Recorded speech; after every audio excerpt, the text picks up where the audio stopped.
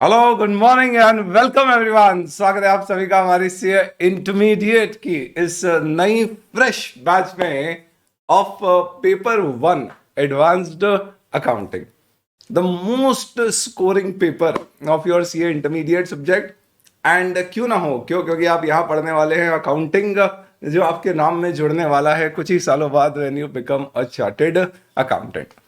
तो दोस्तों, paper number one advance accounting की आज शुरुआत करेंगे और सबसे पहले अपन सब्जेक्ट के बारे में जानेंगे और उससे पहले थोड़ा सा आपके बारे में जानेंगे और उन सबसे पहले थोड़ा मेरे बारे में जानेंगे।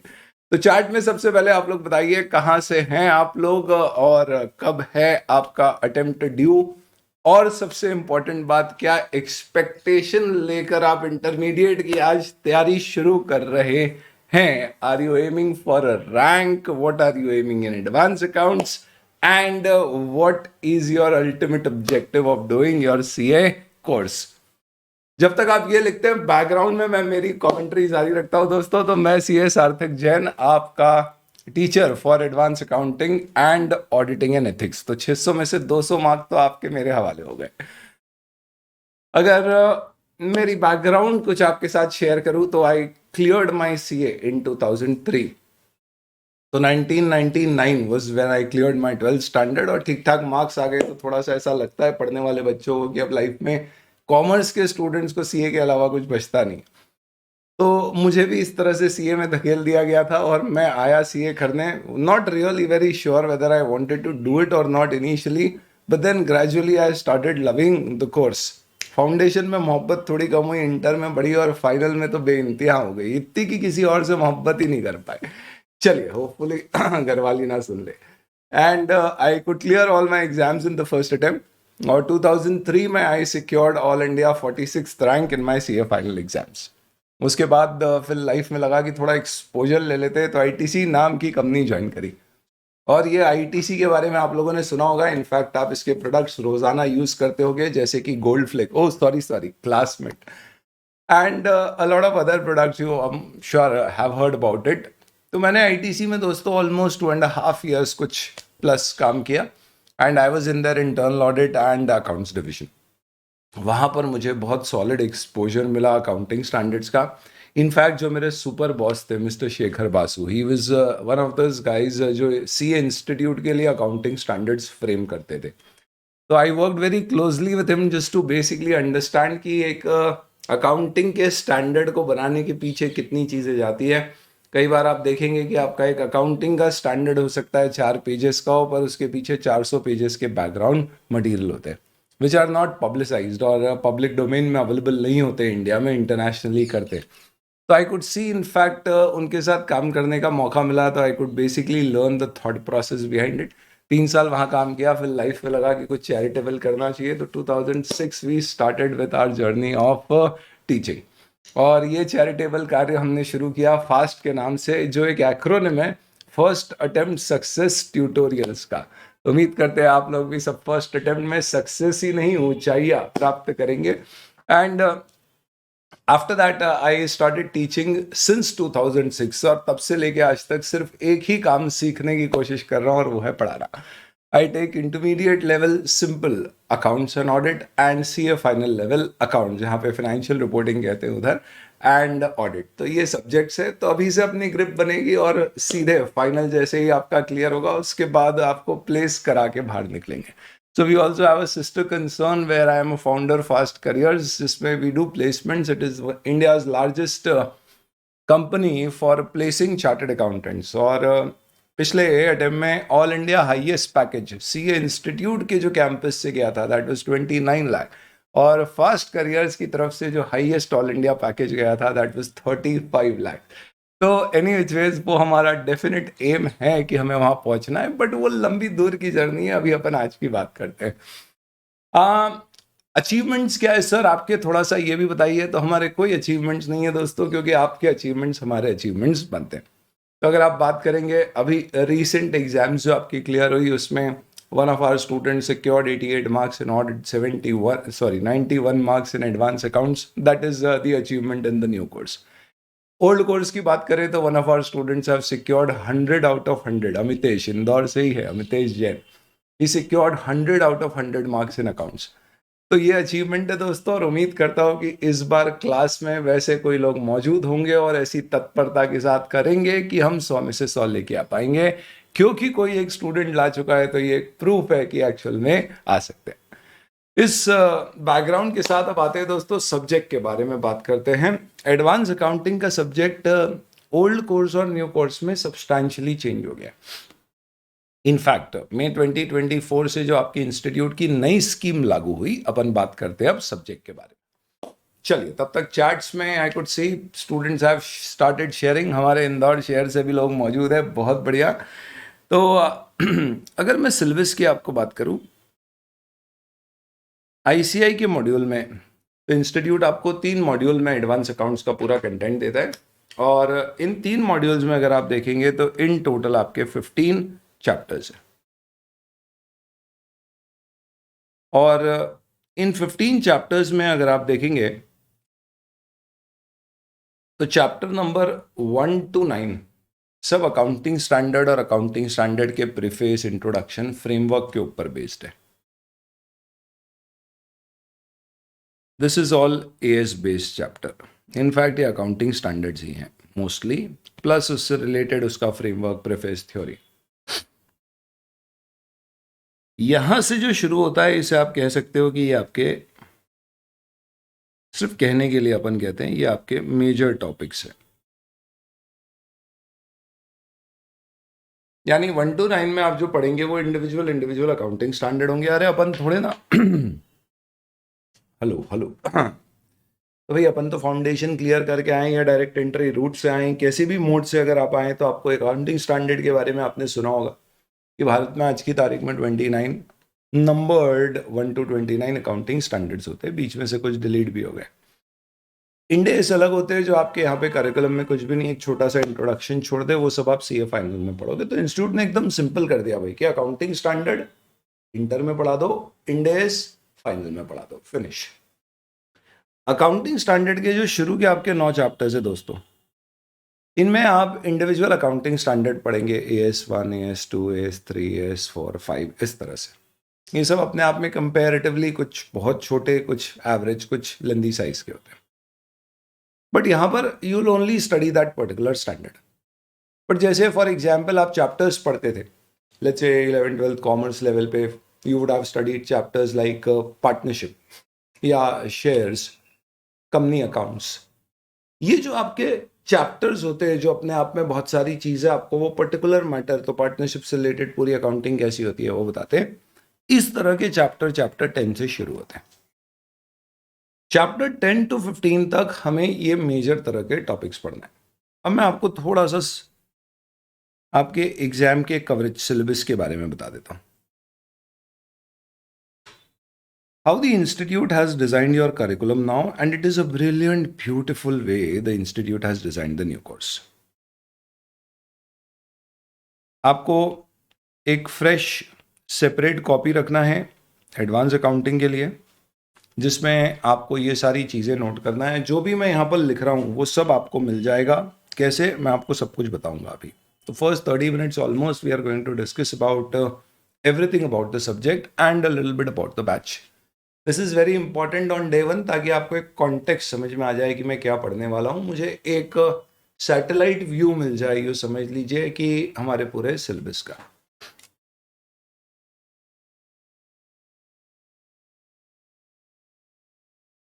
तो चैप्टर 1 to 9 अकाउंटिंग स्टैंडर्ड्स है। ऐसे अगर आप देखोगे तो चैप्टर 10 कंसोलिडेटेड फाइनेंशियल स्टेटमेंट्स से लेकर chapter number 15 branch accounts 10 to 15,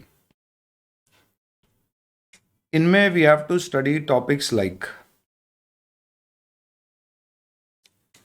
consolidated financial statements. इसका मतलब होता है कि अगर आपकी सब्सिडरी है, जैसे रिलायंस की 95 सब्सिडरीज, तो रिलायंस 2 फाइनेंशियल स्टेटमेंट बनाता है, एक खुद के और एक उसकी सब्सिडरी, और खुद के मिला के कंबाइन करके क्लब करके कंसोलिडेट करके, इसे कंसोलिडेटेड फाइनेंशियल स्टेटमेंट कहते हैं।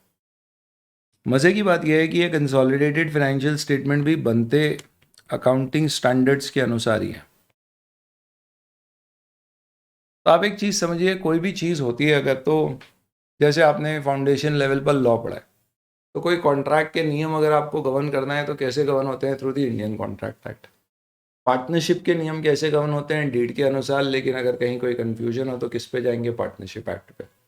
सिमिलरली एक कंपनी इनकॉर्पोरेट करना है, वो कैसे गवर्न होएगी? कंपनीज एक्ट से। तो ऐसी अकाउंटिंग को गवर्न करने के लिए भी तो कुछ होना चाहिए। या अकाउंटिंग ही क्या है सर, वही डेबिट क्रेडिट के हमारे सिद्धांत से अकाउंटिंग हो जाती है? तो दोस्तों ऐसा नहीं है, क्योंकि रियल लाइफ में कॉम्प्लिकेशंस बहुत ज़्यादा होते हैं। डेबिट क्रेडिट तो आपका प्रोसीजर है कि आपको बुक्स कैसे मेंटेन करनी है, बट अकाउंटिंग कैसे करना है ये अपने आप में टिपिकल एस्पेक्ट है। ये इतना आसान नहीं है। तो आप लोगों ने जो अभी तक पढ़ा है फाउंडेशन लेवल तक, वो सही मायने में अगर देखा जाए तो आपने सिर्फ उसकी अकाउंटिंग, बुक कीपिंग कैसे करते हैं उस पर फोकस किया है। यहाँ से अब अपन एक ऐसे स्टेज पर जाने वाले हैं जहाँ पे अपन क्या बना पाएंगे? कंपनियों के फाइनेंशियल स्टेटमेंट जैसे पब्लिश होते हैं, कभी आपने एनुअल रिपोर्ट देखी, अपने को वो लेवल पर पहुँचना है। तो इसके लिए हमें क्या चाहिए? हमें एक बेस चाहिए कि भैया ये पर्टिकुलर चीज़ को मैं अगर अकाउंट फॉर करूँगा तो कैसे अकाउंट फॉर करूँगा। तो I need a base for it. तो चलो मैं आपसे एक फटाक से सवाल पूछता हूँ। मैं क्यों बोल रहा हूँ अकाउंटिंग स्टैंडर्ड्स या हमें बेस चाहिए? आप एक सिंपल से सवाल का जवाब दो, फटाफट देते जाओ। चलो दोस्तों बताओ कि मैंने जमीन खरीदी है, लैंड खरीदी, तो मैं इसे अपनी बुक्स में कैसे दिखाऊंगा? How will I show land purchased in my books? अरे सर कैसा सवाल पूछ रहे हो, हटाओ, ये कोई इंटर की बैच है, हमें लग रहा है यार भी मैं आ गया वापस। अच्छा ऐसा है तो दे दो जवाब, लैंड परचेज करिए तो आप इसे अपनी बुक्स में कैसे रिकॉर्ड करोगे? सर एक्सपेंस बुक करेंगे या असेट? ऑब्वियसली बात है सर, असेट बुक करेंगे। चलो अब आपने असेट बुक करना है तो आप इसे किस नाम से असेट बुक करोगे? क्या आप इसे fix asset, property, plant, equipment जो कहते हैं वैसे बुक करोगे, या आप इसे इन्वेंट्री बुक करोगे, या फिर आप इसे इन्वेस्टमेंट्स में बुक करोगे? सर ये डिपेंड करेगा हमारा बिजनेस क्या है। तो अगर हमारा बिजनेस या ऑब्जेक्टिव ये ज़मीन खरीदने का ऐसा है कि ये ज़मीन खरीद के हम फैक्ट्री की बिल्डिंग बनाने वाले हैं, तो इसे पीपी फिक्स एसेट मान लेंगे। हमारा ऑब्जेक्टिव है लैंड खरीदते बेचते ट्रेडिंग का काम है, तो इन्वेंट्री मान लेंगे। और यही लैंड अगर हमने परचेज किया है विद एन ऑब्जेक्टिव कि हम रखेंगे, इसकी कैपिटल अप्रिसिएशन लेंगे और फिर इसे बेच देंगे, तो देन इन दैट केस इसे इन्वेस्टमेंट मान लेंगे। अरे वाह बेटा, बहुत बढ़िया। तो बताओ, मैंने लैंड खरीदा और खरीद के यूं ही रख लिया है कि चलो अभी मिल रहा है सही दामों पे तो लेके रख लेते हैं, फिर बाद में डिसाइड करेंगे क्या करना है। ऐसी सिचुएशन में आप इसे कैसे क्लासिफाई करोगे? तो सर ये तो जब हमारा इंटेंशन क्लियर होगा तब तक आप बुक्स में कैसे रिकॉर्ड करोगे? आपको इतना तो पता है कि बैलेंस शीट में एक असेट के अंदर ही बहुत सारी कैटेगरीज होती है प्रेजेंटेशन की। तो इसका मतलब क्या हुआ दोस्तों? हमें गाइडेंस चाहिए कि यार मैं इसे कैसे शो करूंगा तब तक। क्या लैंड डेप्रिशिएट होता? नहीं सर, लैंड नहीं होता, बाकी सारी एसेट्स होती है डेप्रिशिएट। बट लैंड भी कुछ केसेस में डेप्रिशिएट होता है, that is something which will discuss. समझो फॉर एग्जाम्पल मैंने लैंड खरीदा है और ये लैंड मैंने प्योरली सिर्फ एग्रीकल्चर के लिए खरीदा है, और एग्रीकल्चर के लिए लैंड खरीदने के लिए मुझे एक ड्रेन सिस्टम बनाना पड़ता है। तो मैंने खर्चा किया, खुदाई करी, और खुदाई कर करके मैंने क्या किया, वहां पे एक पूरा ड्रेन सिस्टम बना दिया। ये लैंड खरीदा हमने 50 लाख रुपीस का, और इसमें ड्रेन सिस्टम बनाने में 5 लाख का खर्चा हो गया। आप बताइए ये 5 लाख का खर्चा जो मैंने किया है इसकी अकाउंटिंग में कैसे करूंगा? क्या इस 5 लाख रुपीस की अकाउंटिंग लैंड की कॉस्ट में ऐड हो जाएगी और लैंड 55 लाख का हो जाएगा? या ये 5 लाख रुपीस को मैं अलग से असेट बुक करूंगा, या फिर इसे एक्सपेंस बुक किया जाएगा? अब आपको समझ में आ रहा है ये जितने सवाल मैंने पूछे इसमें क्या हो रहा है? पॉसिबिलिटी तो सारी है।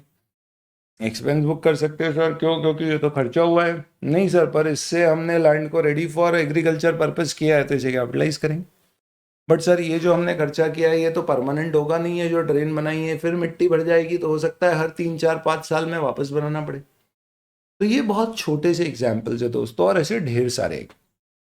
इनफैक्ट आप रियल लाइफ में देखोगे तो आप किसी भी जगह पे स्टेज पर जाओगे, आपको हर जगह अलग अलग चीज़ों पे आप 2 मिनट सोचोगे इसकी अकाउंटिंग कैसे होएगी, तो यू विल बी सरप्राइज्ड। जैसे अपन एक और एग्जाम्पल लेते हैं, चलो लाइट की बात हो गई, जनरली आप लोग अभी घूम फिर के फाउंडेशन का रिजल्ट बताने के बाद ऐसे ही चिल मार के आए होगे, तो सपोज आप मूवी देखते गए। चलो फटाफट जवाब दो, मजेदार सवाल है। कौन सी मूवी देखी आखिरी तुमने? बताओ, बताइए कौन सी मूवी देखी? चलो तो लेट्स से फॉर एग्जाम्पल कि आप मूवी देख कर आए और डॉक्टर डूम्सडे नहीं आने वाली, वो वाली देख ली सर हमने, है।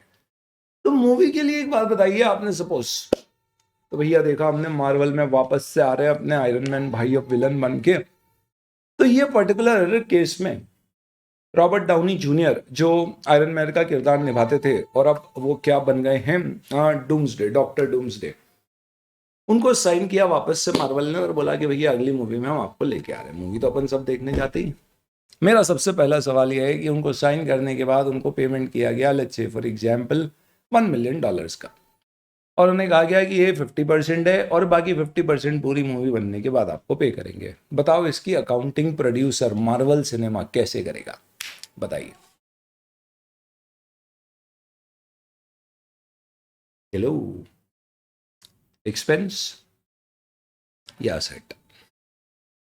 आप मूवी बनाओगे तो आपको बहुत सारे स्पेशल इफेक्ट्स के लिए लोग लगेंगे, कंप्यूटर सिस्टम्स लगेंगे, कैमरा इक्विपमेंट्स लगेंगे जिसे आप रेंट पे ले सकते हो।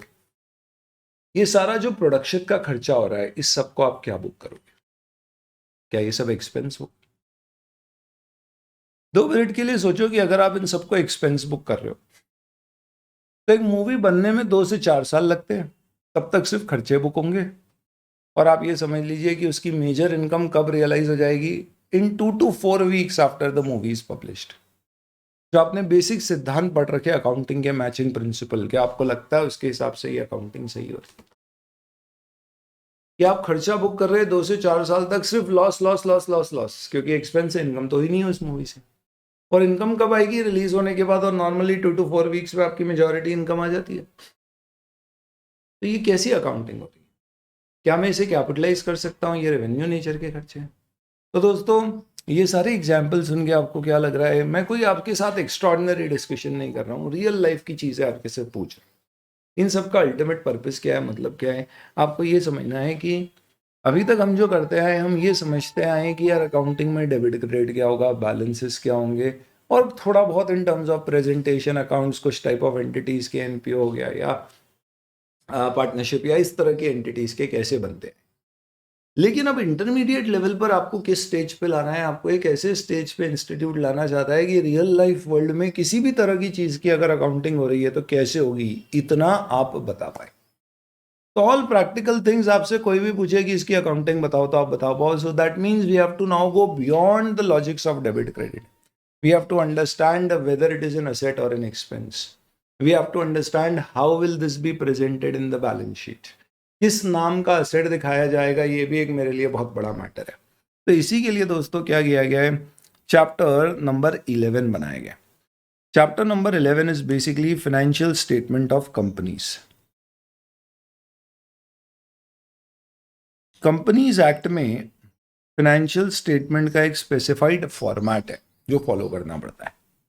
और इस चैप्टर में अगर आप देखेंगे तो 2 यूनिट्स हैं। एक जिसमें आपको फाइनेंशियल स्टेटमेंट कैसे बनाना है उसका डिस्कशन है, एज पर शेड्यूल 3। ये क्या होता है अभी अपन डिस्कस करेंगे। ये चैप्टर सबसे पहले हम शुरू करने वाले हैं।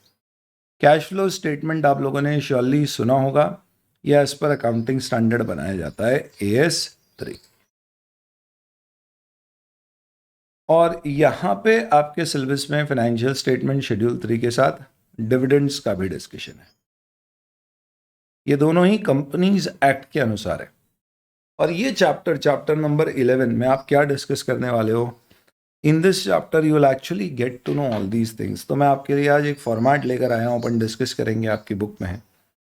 एक रियल लाइफ में अगर आप देखोगे तो एक कंपनी के फाइनेंशियल स्टेटमेंट कुछ इस तरह के बनते हैं। उसकी बैलेंस शीट में इक्विटी लाइबिलिटी साइड होगी, share holder fund, share application money, non current, current liability. Then उसके बाद आपकी एसेट साइड होगी। ये सब डिस्कस करना है अपने को, इतने सारे एसेट्स अलग अलग तरह से क्लासीफाई होंगे। तो ये जो फाइनेंशियल स्टेटमेंट बन रहे हैं, ये कंपनीज एक्ट एक फॉर्मेट दे रहा है और अकाउंटिंग स्टैंडर्ड बता रहे हैं इसे कैसे प्रिपेयर करना है। That is something which is termed as what, financial statement of company. आपके सिलेबस में ये है क्यों? क्योंकि इंस्टीट्यूट चाहता है इंटर की पढ़ाई करने के बाद बच्चा इतना काबिल हो जाए कि अकाउंटिंग स्टैंडर्ड बेस्ड अगर फाइनेंशियल स्टेटमेंट किसी एंटिटी के प्रिपेयर करने की बात आ रही है तो वो प्रिपेयर कर सके। जैसे उदाहरण के तौर पे let me show you accounting standard based financial statement. सबसे पहले जल्दी से बताओ दोस्तों, कितने लोगों ने एनुअल रिपोर्ट्स देखी है? एनुअल रिपोर्ट्स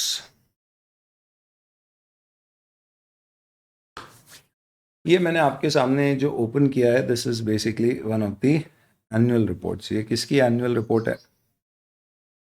आईटीसी कंपनी की। अच्छा सर, आपने वहां पर काम किया है तो वही लेकर आ गए आप, बिल्कुल सही। सर ये तो बड़ी पुरानी दिख रही है, 2016, करेक्ट। क्यों? क्योंकि 2016 के बाद से जितनी भी लिस्टेड एंटिटीज है जिनकी एनुअल रिपोर्ट आपको इजीली मिलती है, उन सब ने इंड एएस फॉलो करना शुरू कर दिया है, ना कि एएस। दोनों में क्या फ़र्क होता है, वील डिस्कस। तो जितनी आपकी कंपनीज है, whether it is ITC, Reliance, Airtel, DLF, ये सारी कंपनीज अब इंड एएस फॉलो करती है। वो आप फाइनल में पढ़ो। If you see this particular financial statement 2016 के जो मैं आपके सामने ला रहा हूँ, इसमें आप देखिए, इसमें बैलेंस शीट है। ये बैलेंस शीट आप इंटरमीडिएट का सिलेबस पढ़ने के बाद बनाने की पोजीशन पर आ जाओगे दोस्त, इस तरह की, विथ ऑल द कंटेंट, जिसके सारे नोट्स आपको दिए गए हैं, पूरी information, statement of profit and loss, ये कैश फ्लो स्टेटमेंट, इस लेवल का आपको नॉलेज आ जाएगा। आपको लगेगा बाप रे सर ये तो बहुत एक्साइटिंग है, पर हमें थोड़ा सा डर भी लग रहा है, ऐसा कैसे होएगा? अरे तुझे नहीं मालूम पड़ेगा कि कुछ ही समय में धीरे धीरे तुम क्या क्या सीख जाओगे और क्या क्या बना बैठोगे। तो ये तरह की बैलेंस शीट बनाना है दोस्तों, एडवांस अकाउंट्स का। ये हमारा सिलेबस है, ये हमारा कंटेंट है। अब आप यहाँ पे देखोगे तो ये क्या है, this is the statement of profit and loss, this is your balance sheet. ये जो बैलेंस शीट है ना, इसमें दोस्तों हम क्या करते हैं, हम सिर्फ अपनी बनाते हैं। तो मेरी कंपनी आईटीसी उसकी है, पर आईटीसी की जो सब्सिडरीज वगैरह हैं, जो सब्सिडरी आप समझते हो ना, ऐसी कंपनी जिसमें मेजॉरिटी वोटिंग पावर, कंट्रोल उस कंपनी का मेरे पास है।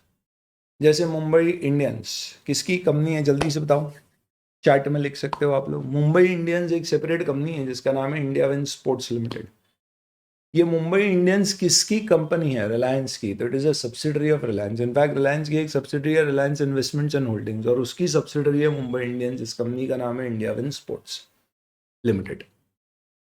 तो ऐसे में क्या करता हूँ, बड़ी कंपनियां क्या करती है, सारे बिजनेस अपनी कंपनी में नहीं करती है। ऐसे वो क्या करती है, हर अलग बिजनेस के लिए दे इधर एक्वायर अ कंपनी और they create a new company. जैसे Hamleys India is also a subsidiary of Reliance industry. तो मुकेश भाई ने हो सकता है कि भैया बोला हो, चलो अब घर में खुशखबरी आने वाली है तो अपन अभी से एक हेमलीज खरीद के रख लेते हैं। तो उन्होंने हेमली से टॉय नहीं खरीदा, कंपनी खरीद डाली। तो बोले ये क्या करेंगे, अनंत राधिका को आगे गिफ्ट देने के काम आएगी।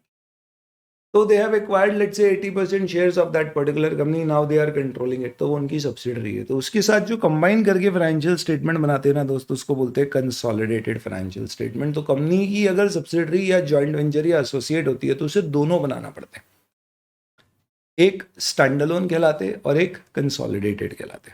और ये कंसोलिडेटेड का भी फॉर्मेट मोर और लेस वैसे ही होता है, थोड़ा डिफरेंस होता है। तो अब वापस से सिलेबस पे आते हैं। फाइनेंशियल स्टेटमेंट ऑफ कंपनीज जब आप डिस्कस करोगे तो आपको ये जो फॉर्मेट मैंने आपको दिखाया ना, ये पूरा फॉर्मेट के हिसाब से आप एक कंपनी के फाइनेंशियल स्टेटमेंट बनाने की पोजीशन पर आ जाओगे। इसके दो पार्ट है, जिसमें पहले पार्ट में अपन फाइनेंशियल स्टेटमेंट शेड्यूल 3 पढ़ते हैं, जिसमें बेसिकली हम बैलेंस शीट और statement of profit and loss बनाना सीखेंगे बेटा। और इसका दूसरा यूनिट है जिसमें आप कैश फ्लो स्टेटमेंट बनाना सीख जाओगे। मेजरली ये 3 स्टेटमेंट आपको बनाना आना चाहिए, और एक अलग से डिस्कशन किया गया है डिविडेंड्स के टॉपिक के ऊपर।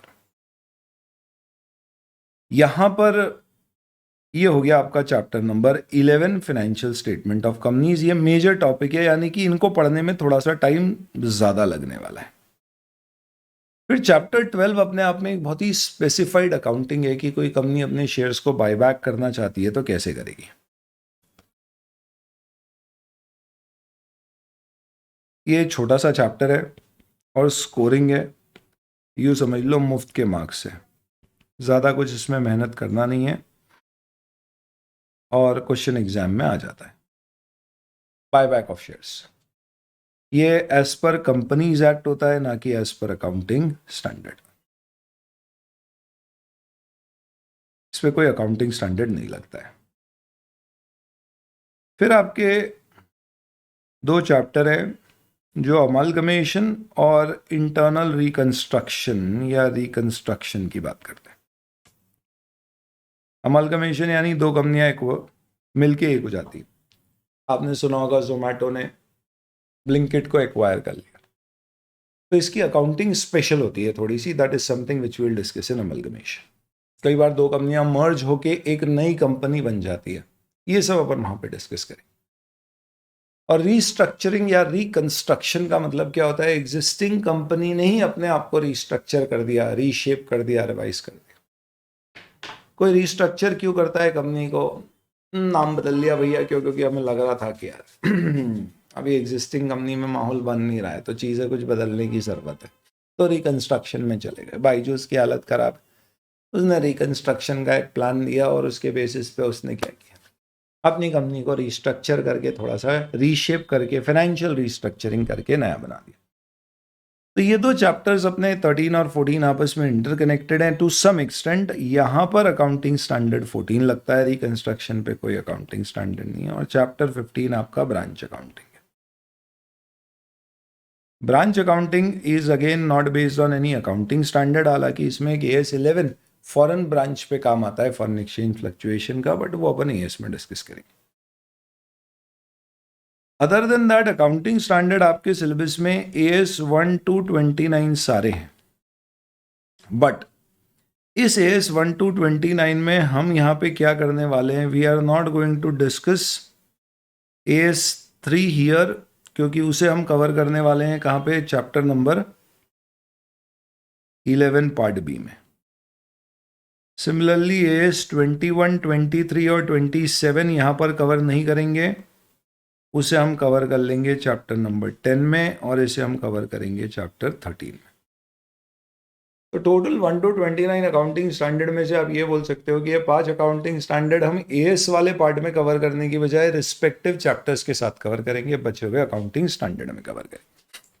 अब इन सबका वेटेज समझ लेते हैं अपन कितना होगा। आपका पेपर कितने मार्क्स का आता है? अरे सर कैसा सवाल पूछा आपने। तो your paper today comes of 100 marks, लेकिन ये 100 मार्क्स पूरे के पूरे क्या नहीं होते हैं? दे आर नॉट कंप्लीटली, ये पूरे के पूरे आपके क्या हैं? डिस्क्रिप्टिव क्वेश्चंस नहीं है, मल्टीपल चॉइस क्वेश्चंस आते हैं। तो 30 मार्क्स के आपके MCQs हैं और 70 मार्क के आपके डिस्क्रिप्टिव हैं। तो मैं अब आपको वेटेज बताता हूं कितना होता है। आप ये समझ लीजिए दोस्तों कि अप्रोक्सीमेटली चैप्टर 1 to 9 का वेटेज 25 to 30 मार्क्स का होगा। कौन से अकाउंटिंग स्टैंडर्ड? इन पांचों अकाउंटिंग स्टैंडर्ड्स को छोड़ के जो यहां पे हम पढ़ने वाले हैं, 25 to 30 marks. Consolidated financial statement का फिक्स मान लीजिए 14 मार्क्स का मिनिमम वेटेज है। अमालगमेशन और रिकंस्ट्रक्शन दोनों का मिला के 14 to 28 मार्क्स का वेटेज है। मिनिमम एक क्वेश्चन आएगा, दो भी आ सकते हैं, और 14 मार्क्स के लंबे क्वेश्चंस आते हैं दोस्तों इस पे। सर ये सब अपन डे 1 पे क्यों ध्यान दे रहे हैं? क्योंकि हमें पता पड़ जाएगी हमारे सिलेबस में किन चीजों का कितना इंपैक्ट है। देन ब्रांच अकाउंटिंग का वेटेज आपका 6 to 14 मार्क्स का है। तो नॉर्मली आपको एक क्वेश्चन मिलेगा ब्रांच अकाउंटिंग पे, it could be anywhere between this. और financial statement of companies, buyback of securities का इजीली 14 to 20 मार्क्स का वेटेज होगा।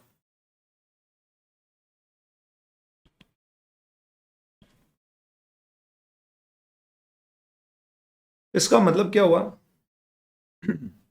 ऑल इन ऑल आप ये बोल सकते हो कि इंस्टीट्यूट ने चैप्टर 10 to 15 जो आपके रखे, इसका वेटेज समवेयर अराउंड 56 मार्क्स कुछ होगा, और अराउंड 25 यानी 55 का वेटेज इधर हो गया, 55, 56 और 25 to 30 इधर हो गया।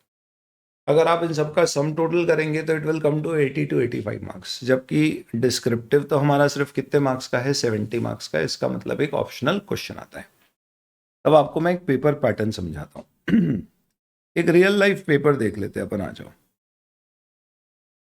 लेट्स से न्यू स्कीम का सबसे पहला अटेम्प्ट का पेपर देखते हैं, मई 2024 का ये पेपर है। पार्ट 1 में MCQ आते हैं 30 मार्क्स के, और पार्ट 2 इस तरह का आपका पेपर है। पहला क्वेश्चन होता है कंपलसरी क्वेश्चन, जो 14 मार्क्स का होता है, जिसमें पिछली बार 7 मार्क्स के दो क्वेश्चन हुए, हो सकता है 4 6 के भी आ जाए। ये पूरे अकाउंटिंग स्टैंडर्ड पर बेस्ड है। तो ये जो पेपर पैटर्न है आपका, इसको मैं डिटेल करता हूं आपके साथ। इसमें MCQs को let's put it in orange here.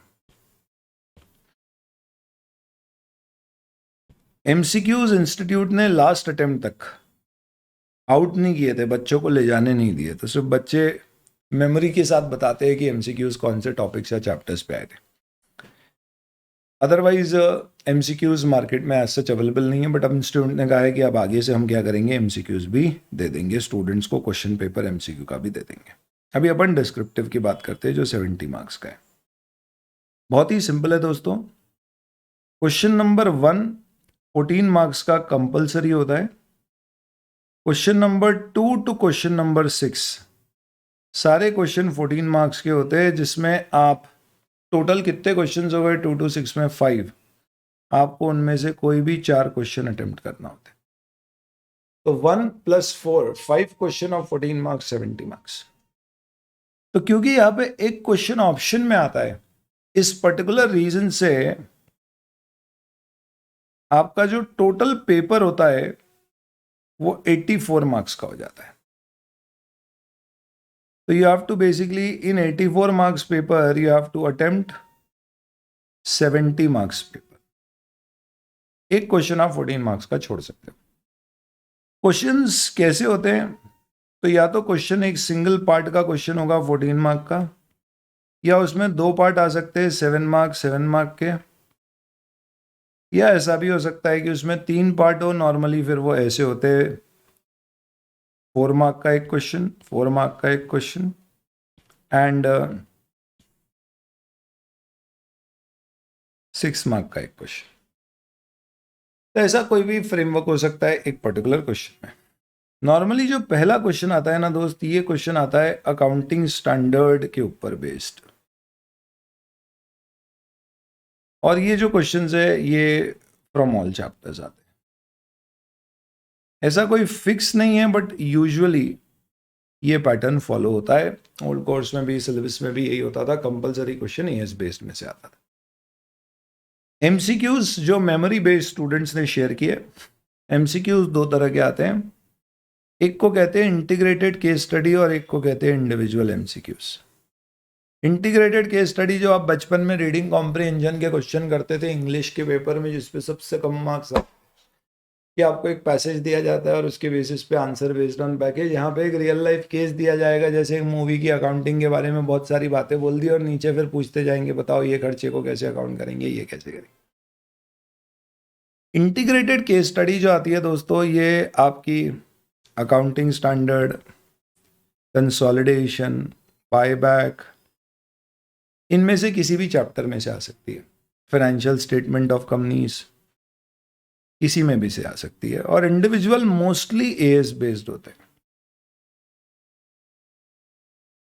या फिर कंपनीज एक्ट के कुछ प्रोविजंस जो हमारे सिलेबस में उसके ऊपर बेस्ड। तो एमसीक्यूज ज्यादातर कहाँ से आते हैं, चैप्टर 1 to 9। तो अगर मैं एमसीक्यू वाले के ऊपर एक टैग लगा दूं, तो 1 to 9 consolidated financial statement of companies, buyback, amalgamation, इनमें आपको एमसीक्यूज मिल सकते हैं। ब्रांच रिकंस्ट्रक्शन में कम मिलेंगे। और डिस्क्रिप्टिव मैंने बताया कैसा पैटर्न है, कहाँ से आते हैं। तो अब आप देखो एक्चुअल पेपर कैसा है। इस पेपर में ये 7 मार्क का क्वेश्चन कंपलसरी वाला first, which is based on accounting standard, ये एक्चुअल में अकाउंटिंग स्टैंडर्ड 16 और 10 के ऊपर बेस्ड था। Another 7 mark question which was based on accounting standard 2 valuation of inventories. तो 14 मार्क का आपका compulsory question accounting standard based 7-7 mark के दो। फिर ये एक पूरा 14 मार्क्स का एक सिंगल क्वेश्चन है दोस्तों, जो इंटरनल रिकंस्ट्रक्शन के ऊपर बेस्ड था, जो आपका चैप्टर नंबर 14 है। फिर आप देखिए अगला question 7 marks which was based on accounting standard 7, और एक और question 7 marks which is AS3 या कैश फ्लो स्टेटमेंट के ऊपर based, financial statement of companies पे आता है।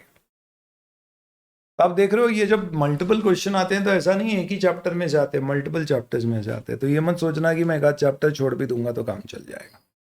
कई आपको बाद में बोलेंगे कंसोलिडेशन स्किप कर दो, भूल के भी मत करना। अपन इतना शानदार करेंगे बेटा कंसोलिडेशन की, देखिए अपन जब पढ़ेंगे तब बात करें। फिर वापस एक 14 मार्क का क्वेश्चन ये अमालगमेशन चैप्टर में से, जो आपका चैप्टर नंबर 13 है उसमें से। फिर एक और 14 मार्क का क्वेश्चन जो कंसोलिडेटेड फाइनेंशियल स्टेटमेंट्स के ऊपर बेस्ड है, जो आपका चैप्टर नंबर 10 है उसमें से। और ये आखिरी क्वेश्चन है आपके पास, अब इनमें से आप कोई भी एक ऑप्शन में स्किप कर सकते हो। ये मल्टीपल क्वेश्चन है, जिसमें एक क्वेश्चन है AS19 जिसमें इंटरनल चॉइस है कि आप ए और बी में से कोई भी एक कर लो, विच इज AS19 और 20। And then you have another question एक जो डिविडेंड के ऊपर है, जो chapter number 11 financial statement of companies का पार्ट है, और ये अकाउंटिंग स्टैंडर्ड, इनफैक्ट ये ब्रांच अकाउंट्स के ऊपर है, जो 6 मार्क का है। तो एक बहुत ही बैलेंस सा पेपर आता है इंटरमीडिएट एडवांस अकाउंट का, कोई एज सच बहुत ज़्यादा सरप्राइजेस नहीं है, काफ़ी अच्छे से इन्होंने स्केड्यूल डिवाइड कर रखा है, और टॉपिक्स भी एज सच बहुत लिमिटेड है, आप अच्छे से इसको कवर कर सकते हो। So this is basically how you have to solve your 3R paper, in which you have MCQs, how to practice that, we'll cover that, and then you have your descriptive part. हमारा discussion कैसे होने वाला है, how are we going to proceed with this, is बहुत ही simple है दोस्तों। आप पूरे एडवांस अकाउंट्स को 2 पार्ट में डिवाइड कर दो, एक एज और एक मेजर टॉपिक्स। इनफैक्ट आपको जो बुक्स भी मिलेंगी, आपको सिंपली 2 बुक्स मिलने वाली हैं, जो दोनों की दोनों बुक्स 2 पार्ट में होंगी। पहली बुक को कहते हैं अपन ब्रह्मास्त्र, जो कॉन्सेप्ट नोट है। जितनी चीज़ें आपको रिवाइज करने के लिए चाहिए जो अपन क्लास में लिखेंगे, वो सब कुछ यहाँ पर लिखा हुआ है, और वो भी कलर कोडिंग और इस फॉर्मेट के साथ कि आप बहुत इजीली इसको सेल थ्रू कर पाओगे, और इतना कंसाइज कंटेंट है कि आप इसको सॉल्व करोगे, देखोगे आपको एकदम लगेगा कि यार मैं एग्जाम से पहले, हालांकि एडवांस अकाउंट्स में तो पहला पेपर है तो 1 से ज़्यादा दिन होते हैं, बट आपको 2 दिन में भी रिवाइज करना, आप इजीली कर सकते हो। तो ये इस तरह की आपकी बुक है जिसमें पूरा कंटेंट है, थ्योरी, प्रैक्टिकल, सब कुछ। इसको एज सच ये पूरी किताब आप यूँ समझ लीजिए कि सम अराउंड 400 पेजेस में सब कवर हो जाता है इसमें, पूरा सिलेबस। पर इसको कॉन्शियसली 2 पार्ट में डिवाइड करके देते हैं, तो कि आपको ले लेके घूम घूम के पढ़ो तो वजन कम लगे और आपके बॉडी बिल्डिंग ना हो जाए। प्लस आपको क्लियर है कि भैया ये मेजर टॉपिक्स की और ये अकाउंटिंग स्टैंडर्ड की और सेम इसी लॉजिक से आपको एक क्वेश्चन बैंक मिलती है। फाइनेंशियल स्टेटमेंट ऑफ कंपनीज, ये जो अभी अपन सबसे पहले शुरू करेंगे, ये इसमें सबसे पहले चैप्टर है, और इसमें सारे क्वेश्चंस आपके ICAI के कवर है। आप कोई भी question study material, revision test paper, mock test paper, past exam का देखेंगे, आपको यहाँ पर मिल जाएगा। कई सारे क्वेश्चन रिपीट होते हैं, एक जैसे होते हैं, तो ये पूरी किताब को मैंने 2 पार्ट में आपके लिए डिवाइड किया। पहले पार्ट में मैंने सारे यूनिक और अच्छे क्वेश्चन रखे जो हम सारे क्लास में सॉल्व करते हैं। दूसरे पार्ट में एक जैसे ही क्वेश्चन जब इंस्टीट्यूट दोबारा पूछता है, सिर्फ फिगर्स चेंज करके, उसे सेल्फ प्रैक्टिस में रखें। सेल्फ प्रैक्टिस आपको किसी भी जगह लगती है मुझे एक्स्ट्रा प्रैक्टिस करना है, तो आप उन्हें सॉल्व कर लो, नहीं भी करोगे तो चलेगा, सिर्फ क्लासरूम के हमारे क्वेश्चंस आप सॉल्व कर लोगे तो वो काफ़ी है। और ये सारे क्लास बुक के क्वेश्चंस जो हम सॉल्व करेंगे, ये सबके क्लास सॉल्यूशन के वीडियो आपको फास्ट की एंड्रॉयड ऐप पर अवेलेबल होंगे आपकी एग्जाम तक। तो आपको अगर क्लास के बाद कभी भी कोई पर्टिकुलर क्वेश्चन का आंसर देखना है डिटेल में, तो आप सिंपली क्या कर सकते हो, ऐप में जाके chapter number 1, let's say unit number 1, question number 5 click करो वहाँ पर, और आप क्लिक करके वो पूरा जो क्लास में हमने सॉल्यूशन बनाया था उसका पूरा उतनी क्लिप ऑफ वीडियो देख सकते हैं। ये फैसिलिटी इसलिए है क्योंकि आपको कहीं ना कहीं ऐसे डाउट किसी क्वेश्चन में कभी भी आते हैं, तो you can go there, obviously you have doubt solving facility also which I will come to. तो किताबें अपनी बहुत ही सिंपल है, बस आपको 2 किताबें मिलने वाली है, 2 वॉल्यूम्स में दोनों, जिसमें नंबर 1 किताब आपकी क्या होगी, कॉन्सेप्ट बुक, नंबर 2 क्या होगी, क्वेश्चन। 400 ऑड पेजेस में हमारा पूरे कॉन्सेप्ट्स कवर हो जाएंगे, और क्वेश्चन बैंक हमारी बहुत कॉम्प्रिहेंसिव होगी। तो ये अपनी बात हो गई दोस्तों सिलेबस की, ये अपनी बात हो गई अपनी किताबों की। अब आप बताइए दोस्तों, इसके अलावा और क्या चीज़ें हैं जो आप जानना चाहते हो। तो very quickly we have covered upon the syllabus of advance accounting, क्या क्या इसमें टॉपिक्स हैं वो देख लिया अपन ने। सिलेबस के साथ साथ मैंने आपको थोड़ा सा पेपर पैटर्न बता दिया कैसा आता है, फिर जैसे जैसे चैप्टर करेंगे अपन क्वेश्चंस देखेंगे एग्जाम में कैसे आए। बुक्स के बारे में डिस्कशन हो गया, टेस्ट के बारे में कर लेते हैं। तो टोटल दोस्तों आपके 20% ऑफ सिलेबस के 5 टेस्ट होंगे क्लास में।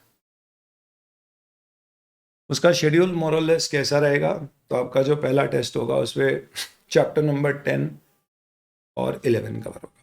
हम स्टार्ट करेंगे 11 से, तो वो आपके साथ मैं शेड्यूल शेयर कर दूंगा जैसे जैसे अपन कवर करते जाएंगे। दूसरे में बाकी के टॉपिक्स और अकाउंटिंग स्टैंडर्ड बेस के ऊपर फिर 3 टेस्ट, और इन सब के बाद में एक फुल टेस्ट होगा। फुल टेस्ट जो होता है आपका 3 आवर्स का होता है, और ये जो टेस्ट होता है ये आपका कितना 1.5 आवर्स का 50 मार्क्स का होता है। एकदम एग्जाम पैटर्न से आता है।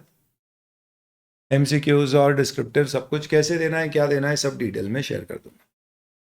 टेस्ट का एक विंडो रहेगा कि इस डेट से इस डेट तक अगर आप पेपर सबमिट करोगे तो लाइव स्टूडेंट्स या गूगल ड्राइव सारे स्टूडेंट्स को इवैल्यूएट करके पर्सनल क्वेश्चन पे फीडबैक के साथ में आपको चेक करके दूंगा। तो टीम होती है बेसिकली एक सेट ऑफ पीपल की जो पूरे टेस्ट चेक करते हैं और आपको बकायदा once you submit the test within 3 days you will get actual feedback for each and every question answer. It is going to be of immense use help, plus एक competitive spirit आपको दिखेगी कि यार मेरा क्या score है तो उसका क्या। हालांकि क्योंकि टेस्ट आप घर पे दे रहे हो तो वो एक बहुत ज़्यादा रैंकिंग पॉइंट ऑफ व्यू से इलस्ट्रेटिव नहीं होगा, बट आपको एक सेल्फ असेसमेंट के लिए काम में आएगा। चीटिंग करते हैं क्या सर बच्चे? करना तो नहीं चाहिए, उम्मीद भी है नहीं करते होंगे, बट बोल नहीं सकते। तो दिस इज बेसिकली टेस्ट आप किस तरह से हैंडल करेंगे और ये बहुत असेंशियल है अपनी स्टडी पार्ट के लिए। Then apart from this we will have revisions and all जो आपके फास्ट की ऐप पे या यूट्यूब पे आपको एग्जाम से पहले मिलेंगे। अमेंडमेंट्स एज सच अकाउंट्स में कोई खास होते नहीं है, अगर अकाउंटिंग स्टैंडर्ड में किसी केस में होते हैं तो वो सब यूट्यूब पर आपके पास आ जाएंगे। तो यूट्यूब या फास्ट की ऐप पे कभी अमेंडमेंट होते हैं अनलेस एंड अनटिल पूरा कोर्स चेंज हो जाए, जैसे ओल्ड से नई स्कीम आ गई उसे छोड़ते, तो बाकी सारे अमेंडमेंट्स के जो नोट्स होते हैं उसकी पीडीएफ ताकि आप प्रिंट निकाल लें, प्लस आपके जो भी वीडियोस होते हैं वो यूट्यूब पर आ जाते हैं। अब इसी बात है, अभी कोई अमेंडमेंट्स आज सच प्लान्ड है नहीं, आने नहीं वाले, तो अकाउंट्स है तो कोई बहुत मेजर इशू नहीं होता है। डाउट सॉल्विंग के लिए मैं पर्सनल सारे डाउट सॉल्व करता हूँ सारे स्टूडेंट्स के। I daily spend a lot of time in doubt solving, और इसके लिए एक सिस्टम बना रखा है, let fast solve, capital small कैसे भी लिख लेना, @gmail.com पर आप मेल करेंगे और आपको with in a days time doubts के जवाब मिलेंगे। आपको लगता है कि सर हमें आपसे बात करना है, कोई गाइडेंस चाहिए, मोस्ट वेलकम। ऐसे भी बहुत अच्छा लगता है बात करके आप लोगों से। 9200079000 पे आप व्हाट्सएप कर सकते हो, टाइम चाहिए बात करने का लिख सकते हो, मेरा डायरेक्ट पर्सनल नंबर है, और आपको टाइम चाहिए कॉल करने का तो मैं आपके साथ टाइम शेयर कर दूंगा, उस समय फ़ोन पे बात कर लेंगे। ड्यूरेशन, सर ड्यूरेशन बताइए, सबसे इंपॉर्टेंट चीज, आते ही जाने की बात कर रहे हैं। आए हाय, अभी ना जाओ छोड़, अभी तो शुरू हुआ नहीं। तो ड्यूरेशन दोस्तों 150 आवर्स। क्या बात कर रहे हो सर, 200-250 घंटे लगते हैं एडवांस अकाउंट्स में। 150 to 160 आवर्स में हम कंप्लीट करने की कोशिश करेंगे। 10% प्लस माइनस आप मान लीजिए हो सकता है, बट उससे बियॉन्ड नहीं। क्यों? क्योंकि आपके नोट्स और ये सारी चीज़ें इतनी सिस्टमेटिक बनी हुई है कि हमारा बहुत सारा टाइम जो अदरवाइज क्या होता है आपका वेस्ट होता है अननेसेसरली चीज़ों को नोट करने में, ये सब करने में, वो सब बचेगा। तो 150 आवर्स प्लस माइनस आप ले लीजिए 10 to 15% हो सकता है थोड़ा सा, क्योंकि नंबर ऑफ क्वेश्चंस बढ़ते जाते हैं हर बैच में जो प्रैक्टिस हम क्लास में करते हैं, क्योंकि इंस्टीट्यूट का नया मटीरियल आता है, तो थोड़ा टाइम प्लस माइनस हो जाता है। इतने ड्यूरेशन में हम इजीली कवर कर लेंगे।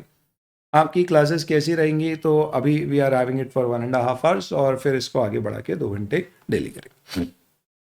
तो टाइमिंग आपका अकॉर्डिंगली हाफ एन आवर और एक्सटेंड हो जाएगा। म्यूचुअली डिस्कस करेंगे कि रिपोन करना है या postpone, but maybe after a week 10 days time we will increase the duration. तो आप अकॉर्डिंगली लगा सकते हो कि कितने समय में आपका कंप्लीट हो जाएगा। एक बार अपनी बेस बिल्डिंग अच्छे से हो जाए, फिर उसके बाद अपन समय थोड़ा सा बढ़ाएं। चलो जी, अब आप जल्दी से पूछ लीजिए, ऐसी कोई बात है क्या जो आपको और जानना है बैच के बारे में? You can let me know, otherwise I think I am done with whatever I wanted to share with you guys about the syllabus, about the batch, about myself. I have read about you. Tell me if there is anything which is left to be discussed with you.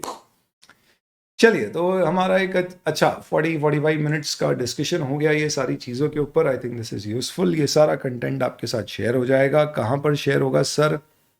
तो जो भी मैं यहाँ पर लिख रहा हूँ इसे कहते हैं बोर्ड नोट्स। इसे अपलोड कर देते हैं और इसका एक लिंक आपके साथ शेयर किया जाएगा। ये लिंक आपका एक गूगल ड्राइव का लिंक होता है जहाँ पे आप क्लिक करके इसे डाउनलोड कर सकते हो। इसके अलावा जितनी भी किताबें, ये सब फास्ट ऐप पे इन सब की आपको कंटेंट अवेलेबल होती है। आप उसे डाउनलोड नहीं कर पाओगे, लेकिन ऑन द गो कभी भी आपको पढ़ना है तो आप किताब खोल के क्वेश्चन बैंक या कॉन्सेप्ट बुक देख सकते हो। लेक्चर्स आप जो भी देख रहे हैं, लाइव वाले जो भी कर रहे हैं, उनको 100% बैकअप मिलेगा। तो किसी भी दिन क्लास छूट जाती है तो आप बैकअप से देख सकते हो। जो रिकॉर्डेड वाले स्टूडेंट्स के लिए 2 views होते हैं, that means they can watch the lecture twice. इनकी वैलिडिटी आपकी एग्जाम के बियॉन्ड तक रहती है, तो वो कोई इशू नहीं। चलिए, और कोई मुद्दे हैं तो बताइए दोस्तों, नहीं तो फिर आगे बढ़ते हैं। Hello hello hello hello, let's get going. चलिए, टिक टिक 1, टिक टिक 2।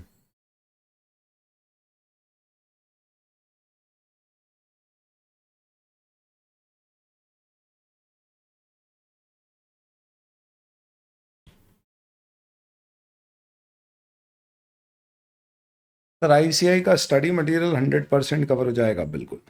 सर हमें स्टडी मटेरियल अलग से देखने की ज़रूरत पड़ेगी क्या? Not required. फिर भी मैं कहूँगा कि आप देखना चाहें तो बिल्कुल देखें, और कुछ कुछ टॉपिक्स तक आप देखते रहिएगा ताकि आपको एक कॉन्फिडेंस आ जाए एक बार कि हाँ मेरा पूरा स्टडी मटेरियल कवर हो रहा है, क्योंकि स्टडी मटेरियल ही सारा सार है बेटा। अल्टीमेटली आपका स्टडी मटेरियल में जो कंटेंट है उसी के ऊपर बेस्ड एग्जाम में सारे क्वेश्चन आते हैं, उसके बाहर कुछ नहीं आता है इंटरमीडिएट लेवल पर। तो वो आपका अल्टीमेट सोर्स है, तो आप उसे क्रॉस चेक कर सकते हैं, but everything is covered, not to worry.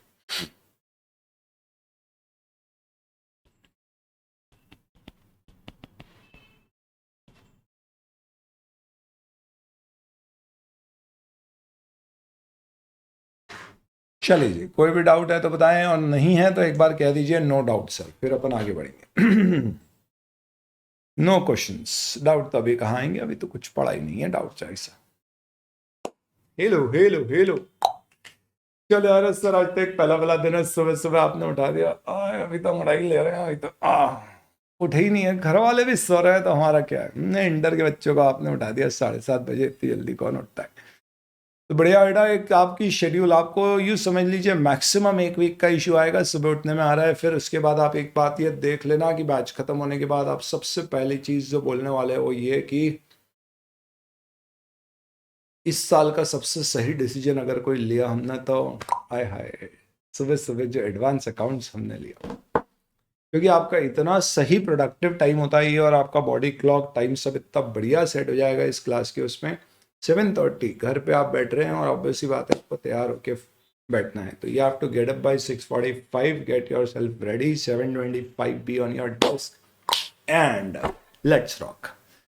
चलिए अब आते हैं दोस्तों chapter number 11, financial statement of companies. हम सबसे पहले इस चैप्टर से शुरू क्यों करते हैं? क्योंकि अल्टीमेटली आप अकाउंटिंग क्यों कर रहे हो? ताकि आप उसके बेसिस पर एक कंपनी की फाइनेंशियल पोजीशन, उसके फाइनेंशियल परफॉर्मेंस को बता सको। यानी आप अल्टीमेटली ये बता सको कि कंपनी की एसेट्स लाइबिलिटी की यानी बैलेंस शीट क्या है, और उसकी इनकम एक्सपेंस यानी उसके प्रॉफिट्स क्या है।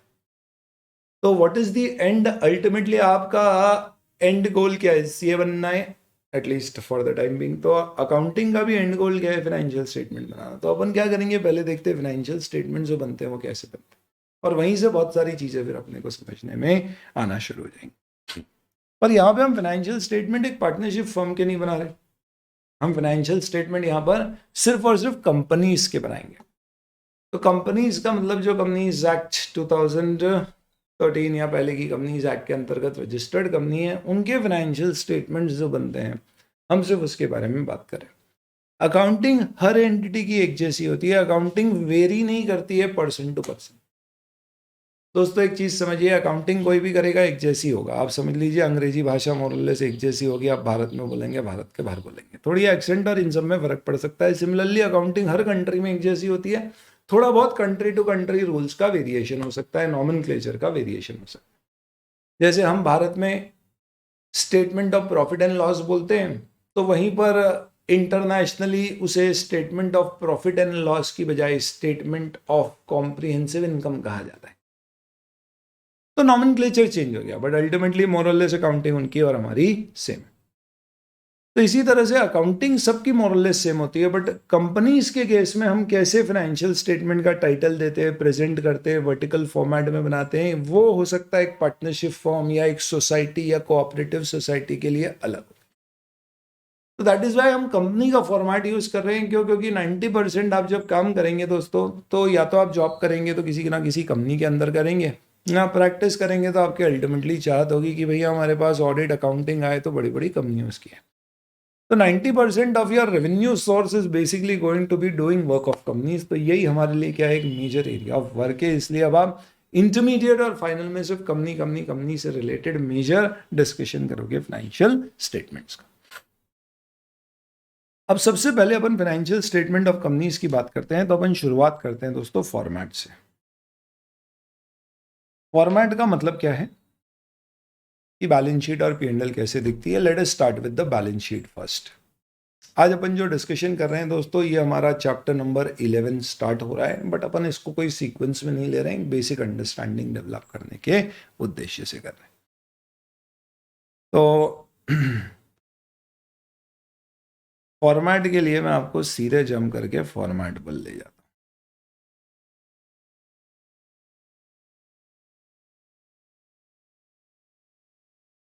तो आप देखेंगे बैलेंस शीट की दो साइड्स होती है।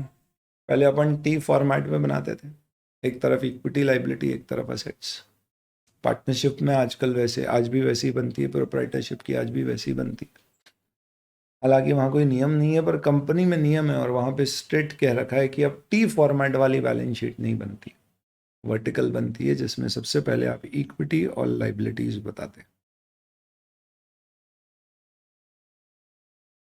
तो एक साइड आपकी हो गई इक्विटी और लाइबिलिटी, जो क्या बता रही है बेसिकली, आप यूँ कह लो कि हमारे कंपनी में पैसा कहाँ से आया, सोर्सेस, पैसे लेके कहाँ से आया। अगर पैसा ओनर देता है तो उसे क्या कहते हैं, कैपिटल। कंपनी के केस में कैपिटल की जगह आ जाता है शेयर होल्डर फंड्स। अपन इन सब के ऊपर काफी डिटेल में चर्चा करेंगे।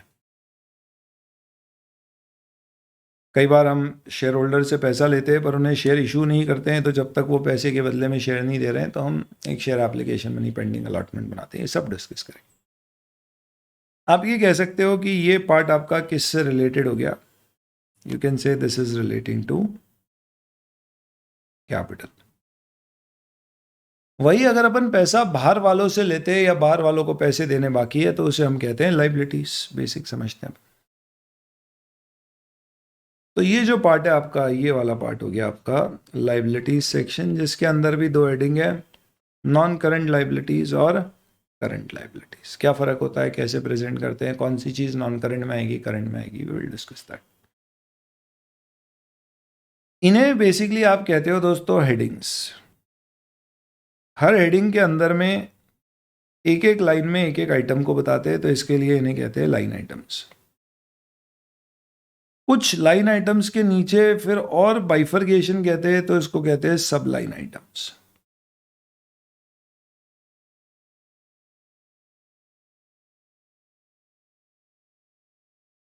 मेजॉरिटी केस में लाइन आइटम के फर्दर सब लाइन आइटम्स या डिटेल्स जो दिए जाते हैं वो नोट्स में दिए जाते हैं, और आपको बैलेंस शीट पे उसके मुंह पे दिखाना जरूरी नहीं होता है, एक्सेप्ट कुछ बहुत इंपॉर्टेंट चीज है जो face of the balance sheet, face यानी कि बैलेंस शीट जो मेन आप बना रहे हो उसी में दिखाना जरूरी होता है। उन्हें यहीं पर सब लाइन आइटम के थ्रू शो करना कंपलसरी होता है, अदरवाइज आप बाकी चीजें नोट्स में दिखा सकते हो। या नॉन करंट लाइबिलिटी और करंट लाइबिलिटी, इसमें कुछ शब्द आपने सुने हुए होंगे, आपको पता होंगे, जैसे कि बोरोइंग्स। कुछ आपने नहीं सुने होंगे, जैसे डेफर्ड टैक्स लाइबिलिटी। प्रोविजंस आपने सुने होंगे, ट्रेड पेबल्स आपने सुना है। ये आपकी हो गई एक साइड, इक्विटी और लाइबिलिटी साइड। अब आते हैं दूसरी साइड पे, which is asset side. Once again asset side में दो हेडिंग्स हैं सिर्फ, नॉन करंट असेट्स और करंट असेट्स, बस। और नॉन करंट असेट के अंदर फिर ये लाइन आइटम है।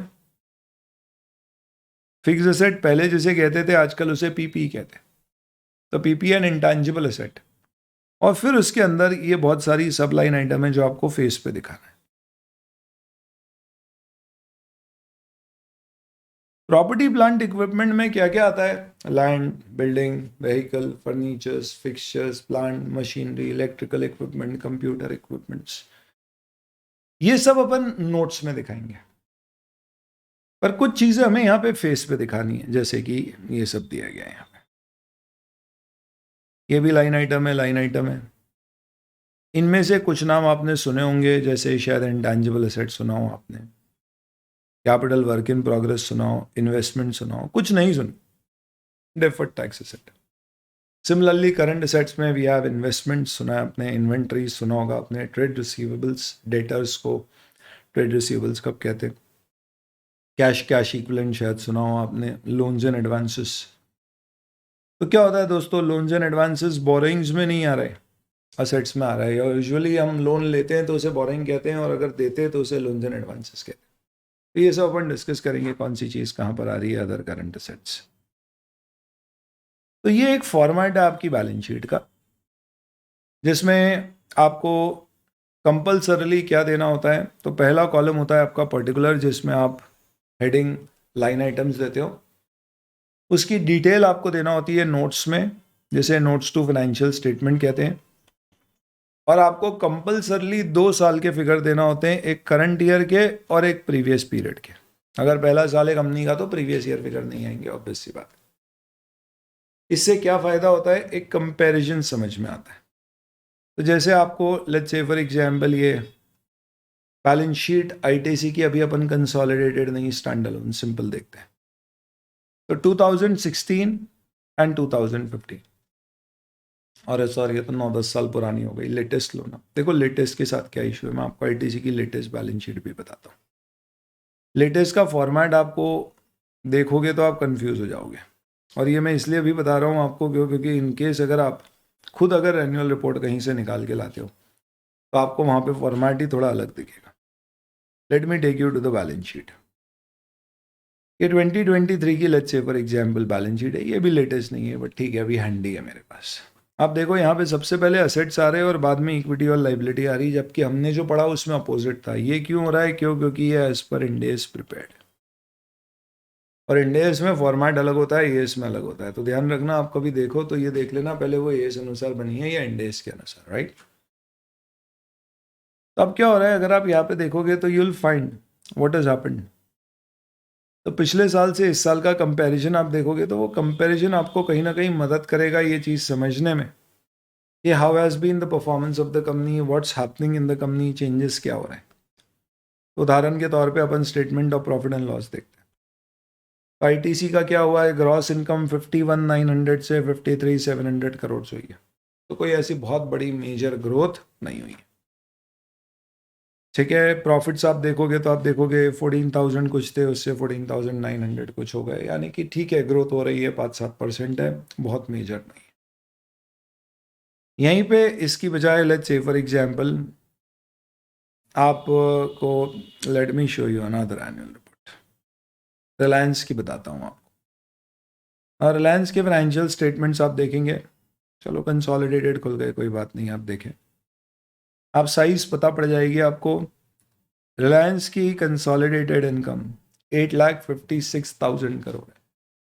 आप समझ रहे हो, जीडीपी का 3.5% है। इसका मतलब यह है कि आप अगर 1 रुपया खर्चते हो तो डायरेक्टली इनडायरेक्टली उसमें से 3.5 पैसा उस 1 रुपये में से रिलायंस की जेब में जा रहा है। ये साइज है कंपनी की। और ग्रोथ देखेंगे तो आप चौकन्ने रह जाएंगे कि इतनी बड़ी कंपनी भी आप 6,95,000 से 8,56,000, आप देखिए क्या ग्रोथ है। It is at this particular juncture business level पे भी क्या हो रही है, it is able to 120% plus growth in revenues, huge.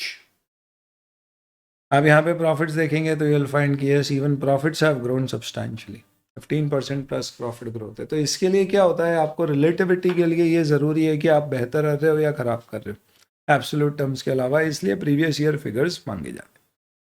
99% cases में आपको जो एग्जाम में क्वेश्चन आते हैं उसमें प्रीवियस ईयर फिगर्स नहीं आते, तो हमें सिर्फ करंट ईयर फिगर देना होते हैं, नीचे नोट देना है कि भाई ये प्रीवियस ईयर फिगर्स अवेलेबल नहीं है, तो नहीं दिया। अब ये फॉर्मेट है आपका बैलेंस शीट का। इस फॉर्मेट में इक्विटी लाइबिलिटी साइड है and then we have the asset side, और इसके अंदर ये बहुत सारी चीज़ें। ऐसा फॉर्मेट क्यों बनाया जाता है सर, इक्विटी साइड और लाइबिलिटी साइड? तो अब इसके पीछे का एक छोटा सा बैकग्राउंड डिस्कशन अपन करते हैं, वो क्या है। ये पूरा फॉर्मेट अल्टीमेटली किसके ऊपर बेस्ड है? तो अब अपन चैप्टर 11 डिस्कस करने की बजाय थोड़ा सा बेसिक्स फटाफट डिस्कस कर लेते हैं। अकाउंटिंग बेसिक्स क्यों कर रहे हो सर डिस्कस? ऐसे तो आप लोग सब अकाउंटिंग जानते हो दोस्तों, बट फिर भी हो सकता है कि कैसा है ना भैया, अंग्रेजी हर किसी की एक जैसी नहीं होती। some people talk English and some people harass English. तो कोई बदला लेते हैं अंग्रेजों से अंग्रेजी बोल के, और कोई बढ़ावा देते हैं अंग्रेजी बोल के अंग्रेजी को। तो अपन एक रिदम में ले आए। हालांकि अंग्रेजी में बहुत ज़्यादा डिफरेंस हो सकता है, अकाउंटिंग का नॉलेज का डिफरेंस थोड़ा बहुत होगा, तो एक अपन लेवल पर अपने नॉलेज को ले आए, इसलिए एक बार क्विक बेसिक्स का डिस्कशन कर लेते। डिस्कशन बेसिक्स में सबसे पहले अपन शुरुआत करते हैं दोस्तों किससे? अकाउंटिंग का सब कुछ डिपेंडेंट है बेटा अकाउंटिंग इक्वेशन पर। The golden accounting equation simply says asset is equal to liability plus capital. और ये पूरा किस लॉजिक पर क्रिएट होता है? This is based on the double entry system of accounting which is debit should be always equal to credit.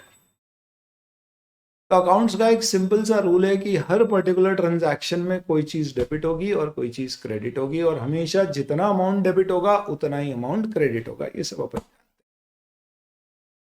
तो इसके लिए इन्होंने क्या कर दिया है, इन्होंने इंस्टेड ऑफ सेइंग कि असेट बढ़ रही है तो प्लस करो, कम हो रही है तो माइनस करो, हम क्या बोलते हैं? अगर असेट बढ़ रहा है तो डेबिट करो, असेट कम हो रहा है तो क्रेडिट कर दो।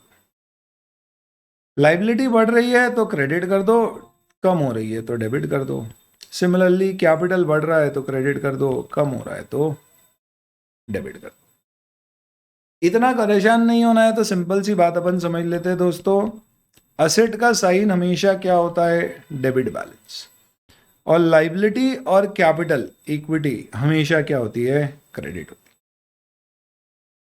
हालांकि कैपिटल आपकी बढ़ती है प्रॉफिट से, तो दोस्तों प्रॉफिट्स क्या है? Income minus expense. बेसिक सी चीज डिस्कस करें तो प्रॉफिट बढ़ेगी तो क्या बढ़ेगा? कैपिटल बढ़ेगी, क्योंकि प्रॉफिट तो ओनर का होता है, और कैपिटल का साइन क्या है? क्रेडिट। तो प्रॉफिट का क्या हुआ? Sign credit. पर प्रॉफिट किससे बढ़ते हैं? इनकम बढ़ने से। तो इनकम बढ़ेगी तो क्या होएगा? क्रेडिट। और एक्सपेंस बढ़ेगा तो क्या होगा? क्रेडिट नहीं होगा, क्रेडिट कम होगा, यानी डेबिट। यानी अगर अपन चाहें तो इस पूरे को ऐसे भी कंक्लूड कर सकते हैं, एकदम बेसिक है, कुछ भी लिखने की जरूरत नहीं है। Asset, expense, income, liability, capital, ये दोनों में प्लस डेबिट को कहते हैं, इन तीनों में प्लस क्रेडिट को कहते हैं। ऐसा क्यों? ऐसा वैसा कुछ नहीं होता है, बस ऐसा है तो ऐसा ही है। देखो दोस्तों, कुछ चीजों के सिद्धांत अपने आप में हमेशा, नियम अपने आप में क्या होंगे? फिक्स होंगे, डिफाइन कर रखे वैसे ही होंगे। मतलब क्या है इसका? बहुत ही सिंपल सी बात है। आप बताइए भैया, गाड़ी आप चलाते हो तो कौन सी साइड पे चलाते हो? तो whenever we drive on which side of the road? तो ये हमारी गाड़ियां जितनी भी होती है वो सारी की सारी होती है राइट हैंड साइड, स्टीयरिंग वाली, और हम हमारी गाड़ी चलाते हैं लेफ्ट साइड पे। यूएस में आप जाओगे तो वहाँ गाड़ियाँ की साइंस अलग होते हैं। अब आप समझिए कितनी प्रॉब्लम आएगी कि इंडिया में आपकी सारी गाड़ियाँ राइट हैंड स्टीयरिंग व्हील की, और यहाँ पे आपको चलना है लेफ्ट साइड में। यूएस में आप जाओगे तो वहाँ लेफ्ट हैंड व्हील होगा और आपको चलना राइट साइड में पड़ेगा। कितना बेहतर होता कि पूरे ग्लोब में सारी की सारी गाड़ियाँ एक तरफ स्टीयरिंग होता और एक तरफ ही चलना होता। तो हमने एक नियम बना दिया सपोज ग्लोबली कि भैया सबको ही गाड़ी कहाँ चलाएगा? लेफ्ट साइड पे ही चलाएगा। मेरा भारत महान, सबको ही भारत को फॉलो करे। तो सेम अकाउंटिंग ने बोला कि यार चलो ड्राइविंग लोग एक तरफ करे ना करे, हमने हमारे नियम फिक्स कर दिया। क्या फिक्स कर दिया? सिंपल सी चीज़ है, असेट बढ़ेगा तो डेबिट होगा, इनकम बढ़ेगी तो क्रेडिट होगी, खर्चा बढ़ेगा तो डेबिट होगा, कैपिटल लाइबिलिटी बढ़ेगी तो क्रेडिट होगी। फिक्स है भाई। एक चीज बताओ, इसमें कोई वो वाली बात नहीं है। आप सीधी सी बात बताओ, 3+2 कितना होता है? 5 ही होएगा। क्यों 1 क्यों नहीं हुआ? तो प्लस का साइन होता है बढ़ाने का मतलब, तो प्लस अगर करोगे तो बढ़ेगा ही, सीधी सी बात। तो सर ऐसा भी तो कर सकते थे, माइनस करने पे बढ़ा देते। तो फिर आप बोलते हैं फिर माइनस करने पे क्यों बढ़ा रहे हैं, माइनस करने पे कम क्यों नहीं कर रहे हैं? तो एक जगह तो हमें फिक्स करना है, तो हमने फिक्स कर दिया। क्या फिक्स कर दिया? सिंपल, 3+2 है तो 5 ही होगा, 3 - 2 है तो 1 ही होगा। पर एक बात बताओ, -3 - 2 करोगे तो क्या आएगा? -3 - 2 तो -5 हो जाएगा, तो ये तो प्लस हो गया। अरे नहीं सर ये माइनस हो गया। अरे सर ये क्या हो रहा है? मतलब समझ में आया? तो हमने एक नियम बना दिया दोस्तों, सिंपल सा नियम है कि अगर कोई भी चीज असेट या एक्सपेंस है तो वो बढ़ेगी तो डेबिट होगा, इनकम कैपिटल और लाइबिलिटी है वो बढ़ेगी तो क्रेडिट होगा। सिंपल रूल बना लिया ये अपन। सर ये सब अपन क्यों रिवाइज कर रहे हैं? फाइनेंशियल स्टेटमेंट ऑफ कंपनी जैसे जैसे आप पढ़ोगे आपको समझ में आएगा, इसका डिस्कशन अभी क्यों करना जरूरी। तो इनकम कैपिटल और लाइबिलिटी बढ़ेगा तो क्रेडिट होगा। अब अच्छी बात यह है दोस्तों कि जैसे ही मैंने आपको यह समझाया कि अकाउंटिंग में प्लस माइनस का कोई नियम ही नहीं होता है, सब कुछ डेबिट और क्रेडिट से चलता है। तो चलो जल्दी से बताओ कि अगर आपको असेट बढ़ाने हैं तो आप क्या करोगे? सर डेबिट करेंगे। और अगर आपको असेट कम करने हैं तो आप क्या करोगे? सर माइनस डेबिट करेंगे। नहीं, माइनस प्लस होता ही नहीं है, अकाउंटिंग में सिर्फ डेबिट होता है और क्रेडिट होता है। तो अगर आपको असेट को कम करना है तो आपको क्या करना पड़ेगा? क्रेडिट करना पड़ेगा। ये सिंपल सा नियम है और कुछ भी नहीं है। तो ये हमारे किस काम में आएगा दोस्तों? ये हमारे काम आएगा हमको जब एग्जाम में क्वेश्चन आता है इस चैप्टर में, तो हमको देते हैं ट्रायल बैलेंस। और कई बार ट्रायल बैलेंस में साइन भी नहीं देते कि डेबिट है या क्रेडिट है। वहां पर फिर स्टूडेंट कंफ्यूज हो जाता है कि उसको मैं कहां पर बैलेंस शीट में दिखाऊं, कमबख्त ये असेट है या लाइबिलिटी। कई बार उल्टा हो जाता है। आपको लिख दिया इंटरेस्ट, जल्दी से बताना इस सवाल का जवाब दो। लिख दिया इंटरेस्ट, ये नहीं लिखा इंटरेस्ट इनकम है या इंटरेस्ट एक्सपेंस है एग्जाम में। और ट्रायल बैलेंस दिया और उसके सामने लिख दिया 5000 क्रेडिट बैलेंस, 5000 क्रेडिट बैलेंस। तो इसका मतलब क्या हुआ? चलो बताओ, इंटरेस्ट इनकम या इंटरेस्ट एक्सपेंस? नहीं लिखा। और आगे लिख दिया 5000 और लिख दिया क्रेडिट। आप बताइए इसका क्या मतलब है? सबसे पहली चीज आपको यह डिफाइन करना पड़ेगा कि इंटरेस्ट क्या है, whether it is an asset, liability, income, expense और कैपिटल। जल्दी से बताओ इंटरेस्ट क्या होगा? सर इधर it will be an income और it will be an expense. Very good. अब अगर उसमें लिखा है सामने 5000 क्रेडिट, इसका मतलब इसका बैलेंस क्या है दोस्तों? क्रेडिट बैलेंस है। और क्रेडिट बैलेंस किन चीजों का होता है? इनकम, कैपिटल और लाइबिलिटीज का।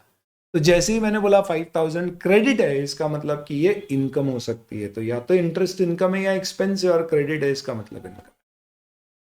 तो मतलब समझ में आया ये अपन क्यों पढ़ रहे हैं? क्यों? क्योंकि कई जगह ऐसे कंफ्यूजन आएंगे, फिर आप बोलोगे सर ये डिस्काउंट दिया है, ये रिसीव्ड है या गिवन है? रिसीव्ड हुई तो इनकम, गिवन है तो खर्चा। तो ये किससे देखना पड़ेगा? फिर साइंस है कि यार वो डेबिट बैलेंस है या क्रेडिट बैलेंस है। कई जगह ऐसा होगा कि आपको सिंपली दिया जाएगा इंटरेस्ट एक्सपेंस 3000 और बोलेंगे लेट्स से ट्रायल बैलेंस या इसको फाइनेंशियल स्टेटमेंट में डालना है। तो फिर हमें इसे कहाँ ले जाना पड़ेगा? तो हमें मालूम है इंटरेस्ट एक्सपेंस है तो एक्सपेंस है, और इसका डेबिट बैलेंस है तो इसे डेबिट जैसे ट्रीट करें।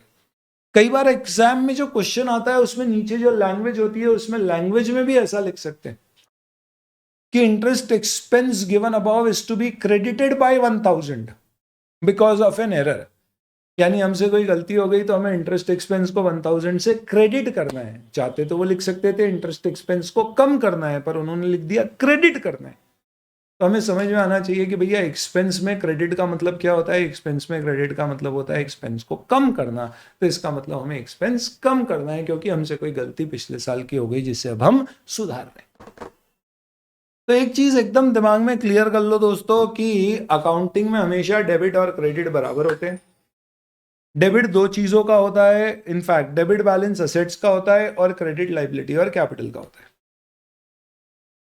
इसलिए असेट हमेशा बढ़ेगा तो डेबिट ही होगा, कम होगा तो क्रेडिट ही होगा। इनकम, लाइबिलिटी, कैपिटल हमेशा बढ़ेगी तो क्रेडिट ही होगी, कम होगी तो डेबिट ही होगी। तो अगर आपके सामने कोई भी ट्रायल बैलेंस अगर प्रेजेंट किया जाता है तो उस ट्रायल बैलेंस में आपको सबसे पहले अगर बैलेंस डेबिट क्रेडिट नहीं दिए हैं तो देखना है वो asset, income, expense, liability, capital क्या है। और एक बार ये समझ में आ जाए तो फिर आपको ये देखना है कि उसका बैलेंस डेबिट क्रेडिट क्या होगा, अकॉर्डिंगली वो फाइनेंशियल स्टेटमेंट्स में कहां पर जाएगा। तो अब मैं आपके सामने क्या करता हूं, एक लिस्ट ऑफ एग्जाम्पल्स लिखता हूं। सर ये सब हम भी लिखेंगे क्या कॉपी में? आप चाहें तो लिख सकते हैं, आपकी पर्सनल चॉइस है। एक प्रैक्टिस कर रहे हैं अपन।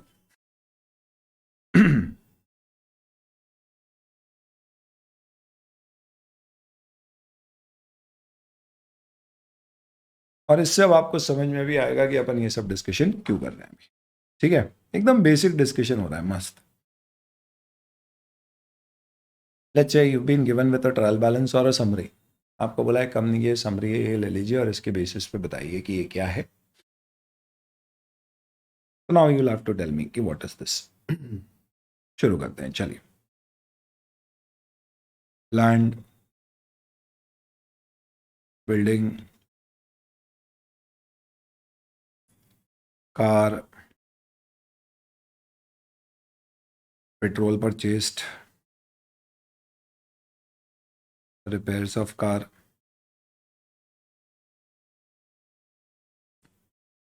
inventory or stock of goods, purchases, purchase returned, sales, sales returned, interest paid, outstanding interest, insurance premium,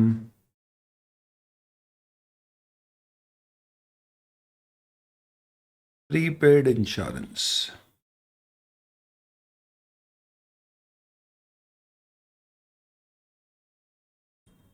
accrued interest on investment, depreciation,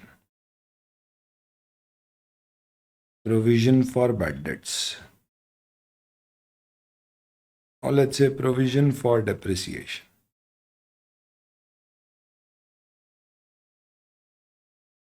Discount given, provision for discount given or to be given, discount received from creditors, provision for discount on creditors. हालांकि ऐसी चीज real life में होना नहीं चाहिए, but still goodwill. और ये एक छोटी सी लिस्ट बनाई है अभी मैंने। अब इन सबके सामने हमें क्या करना है दोस्त? इन सबके सामने हमें ये लिखना है 1 2 3 4 नंबर दे देते हैं अपन। चलो, आपको सबसे पहले ये लिखना है कि ये पांचों चीजों में से क्या है, और इसलिए इनमें डेबिट या क्रेडिट क्या करेंगे अगर इन्हें बढ़ाना है तो।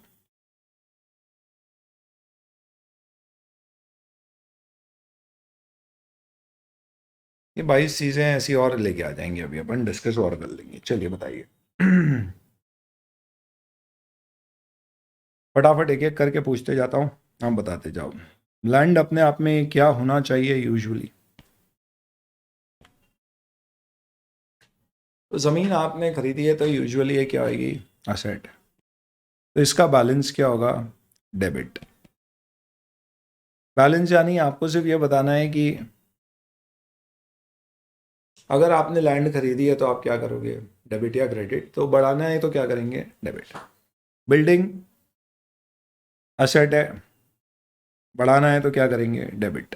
कार असेट है मेरी, बढ़ाना है तो क्या करूंगा? डेबिट।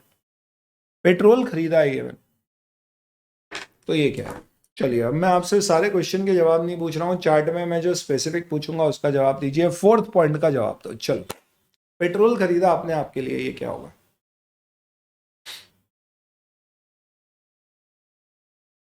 तो पेट्रोल परचेज किसके लिए किया भैया? हमने कार के लिए किया। तो ये क्या होगा? Come on come on come on, जल्दी बेटा, इतना समय काहे?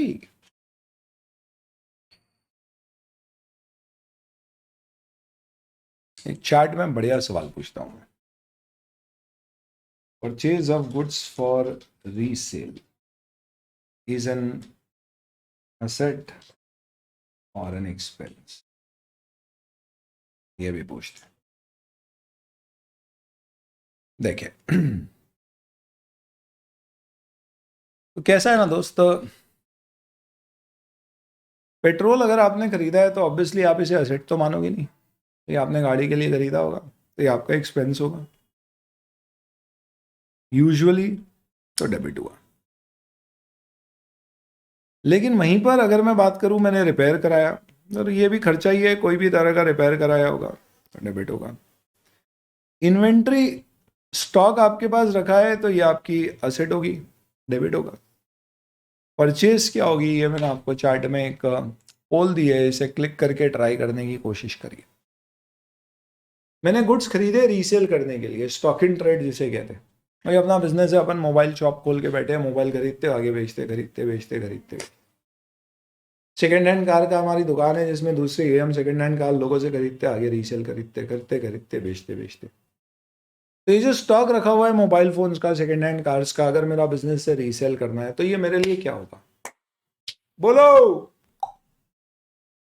तो सर स्टॉक रखा है तो मेरा असेट है, पर जब मैंने परचेज किया तो मैं उसे क्या मानूं, असेट मानूं या एक्सपेंस मानूं। तो ऐसा है ना दोस्त कि आप इसे, हो सकता है आप इसे एक्सपेंस मानो, ये बोल के कि भैया बिजनेस में जो चीज़ खरीदते हैं वो खर्चा है, बेचते हैं वो इनकम है। हो सकता है आप बोलो नहीं अभी तो ये असेट है, जब मैं बेचूंगा तब क्या होएगा, तब खर्चा बुक होएगा। तो इसका मतलब क्या हो गया एक तरह से कि भले ये एक्सपेंस हो या असेट हो, इसका बैलेंस डेबिट ही रहे। अब हमें ये समझना पड़ेगा कि ये एक्सपेंस है या असेट है। तो इससे अब आपको धीरे धीरे ये समझ में आएगा दोस्तों कि अकाउंटिंग समझने के लिए क्या क्या समझना पड़ता है। सबसे पहले आपको देखना पड़ता है कि ट्रांजैक्शन में जो चीज़ बुक करनी है रिकॉर्ड्स में, वो हमारे लिए क्या है, is it an expense, asset, income, liability, क्या। और फिर डेबिट क्रेडिट की बात आती है कि उसको डेबिट करना है या क्रेडिट करना है। अब परचेज रिटर्न क्या होगा, तो टेक्निकली स्पीकिंग परचेज रिटर्न एक, अगर परचेज को मैं एक्सपेंस मान रहा हूँ तो मैंने माल खरीदा तो ये मेरा खर्चा है, तो उसे रिटर्न किया तो इनकम हो गई क्या। तो बढ़िया है, ऐसे कमाई नहीं हो रही है तो यही करो, माल खरीदो और बेचो, खरीदो और बेचो। बोले आज घर गए और घर में बोला अरे आज तो बहुत ही बढ़िया दिन रहा। हमने पूछा क्यों, हमने बोला अरे इतने दिन से कुछ सेल ही नहीं हो रही थी दुकान में और आज 1 लाख रुपए एक ही कमाई हो गई। हमने बोला कैसे, हमने बोला 1 लाख का माल जो हमने खरीदा था रिटर्न कर दिया तो पैसे वापस। हमने बोला कमाई कैसे हुई, तूने माल रिटर्न किया तो। हमने बोला अरे पैसे आए ना। ऑब्वियस सी बात है दोस्तों, आप ऐसे क्या नहीं बोलोगे ये आपकी इनकम है, रादर आप क्या बोलोगे कि आपका यहाँ पर क्या हो गया है, एक्सपेंस या जो असेट था, इन्वेंट्री थी, वो कम हो गई है। इसका मतलब इसको क्रेडिट करोगे। अच्छा तो देखो अब आप क्या सही लॉजिक से डबल एंट्री सिस्टम बनाई है जिसने भी बनाई है। क्यों, क्योंकि अब एक्सपेंस अगर कम हो रहा है तो आपको सोचना कुछ नहीं है, आपको बस क्रेडिट कर देना है। अगर इनकम बढ़ती तो भी क्रेडिट करते, जैसे इसी की बजाय अगर आपने गुड्स बेचे होते तो ये आपकी इनकम होती, और इनकम होती तो डेफिनेटली क्या होता, क्रेडिट। तो आप माल रिटर्न करोगे तो भी पैसा आएगा, वो भी क्रेडिट हो रहा है, क्या, purchase return is credit. Similarly माल बेच रहे हो तो भी पैसा आ रहा है, वो क्रेडिट है, पर दोनों का नॉमेनक्लेचर अलग है। क्यों, क्योंकि सेल का मतलब मैंने माल बेच के पैसा कमाया, पर परचेज रिटर्न का मतलब कि मैंने माल बेचा नहीं है, जो खरीदा था वो वापस कर दिया है, तो रिटर्न हुआ है, तो इसका मतलब क्या हुआ है, मेरे एक्सपेंस कम हो गए। पर अल्टीमेटली दोनों क्रेडिट हो रहे हैं तो साइन दोनों का सिमिलर है, कोई दिक्कत नहीं है। इसी तरह से सेल्स रिटर्न होगी तो हम क्या बोलेंगे कि हमारी इनकम कम हुई है, इसका मतलब डेबिट। अब मैंने इंटरेस्ट पे किया, इसका क्या करूं, तो इंटरेस्ट पेड तो नॉर्मली मेरा एक्सपेंस ही होगा, खर्चा ही है मेरा, इतना तो हम समझते ही हैं, तो इसका बैलेंस क्या होना चाहिए, डेबिट। यानी इसको बढ़ाना है तो डेबिट करेंगे। पर सवाल आता है आउटस्टैंडिंग इंटरेस्ट, प्रीपेड, अक्रूड, इसमें एक और टर्म होती है जिसे कहते हैं एडवांस, जिसे आप एडजस्टमेंट एंट्री बोलते थे, अनअर्न्ड इनकम्स। ये 4 बहुत ही स्पेशल केसेस है बेटा, आउटस्टैंडिंग, प्रीपेड, अक्रूड और अनअर्न्ड। ये बहुत स्पेशल केसेस है, ये चारों की एडजस्टमेंट जर्नल अकाउंटिंग एंट्रीज होती हैं, जिन्हें हम बाद में डिस्कस करेंगे। अभी आप नोट करने के लिए बस नोट कर सकते हो, क्योंकि इसमें बहुत सारे स्टूडेंट को कन्फ्यूजन होता है कि इसमें और एक प्रोविजंस में, इन दोनों को अपन एक ब्रीफ में अलग से डिस्कस कर लेंगे, ताकि आपको समझ में आ रहा है कि इनिशियल स्टेज पे क्या हो रहा है बेटा। एक बेसिक जिन चीज़ों में आपको आगे प्रॉब्लम आती है वो साथ साथ में अपनी क्या होती जाएंगी, कवर होती जाएंगी। ठीक है, अपन जैसे जैसे आएगा वैसे वैसे डिस्कस करेंगे, कवर करेंगे, नॉट टू वरी। बट अभी बेसिकली मैं आपको क्या कर रहा हूँ, एक बेसिक अप्रोच बता रहा हूँ जैसे अपन क्लास में डिस्कस करने वाले। तो ये सब आपको पता है, बट अब क्लास में अपन डिस्कशन एक मोड पे करें, इसलिए एक बार इसका रिकैप हो रहा है। तो चलो अपन आउटस्टैंडिंग इंटरेस्ट पर आते हैं। आउटस्टैंडिंग इंटरेस्ट क्या है, वेरी क्विकली। सर एक्सपेंस है नहीं, ये लाइबिलिटी होती है। क्यों लाइबिलिटी होती है, ये अपन डिस्कस करेंगे, इसलिए ये क्रेडिट होगा। तो ये जो 4 चीज़ें मैंने ब्रैकेट में लिखी है, this is TBD, to be discussed. Detail में इसके ऊपर चर्चा करेंगे, पर कभी करेंगे, बाद में करेंगे। अभी पहले एक बार बेसिक करते हैं। इंश्योरेंस प्रीमियम नॉर्मली आपने दिया है तो ये आपका क्या होगा, खर्चा होगा। और अगर वो प्रीपेड है तो वो आपका असेट होता है। क्यों? We will discuss. Accrued investment, interest on investment भी आपका असेट है, ना कि इनकम। क्यों? टू बी डिस्कस्ड है। डेप्रिसिएशन किसी भी चीज पे क्या है? एक तरह से असेट पे खर्चा है, तो डेबिट। प्रोविजन फॉर डेप्रिसिएशन क्या है? तो ये सारे प्रोविजंस भी स्पेशल केसेस है, और दैट इज वाई ये सब भी हम क्या करेंगे, बाद में डिस्कस करेंगे। प्रोविजन दो तरह के होते हैं दोस्तों।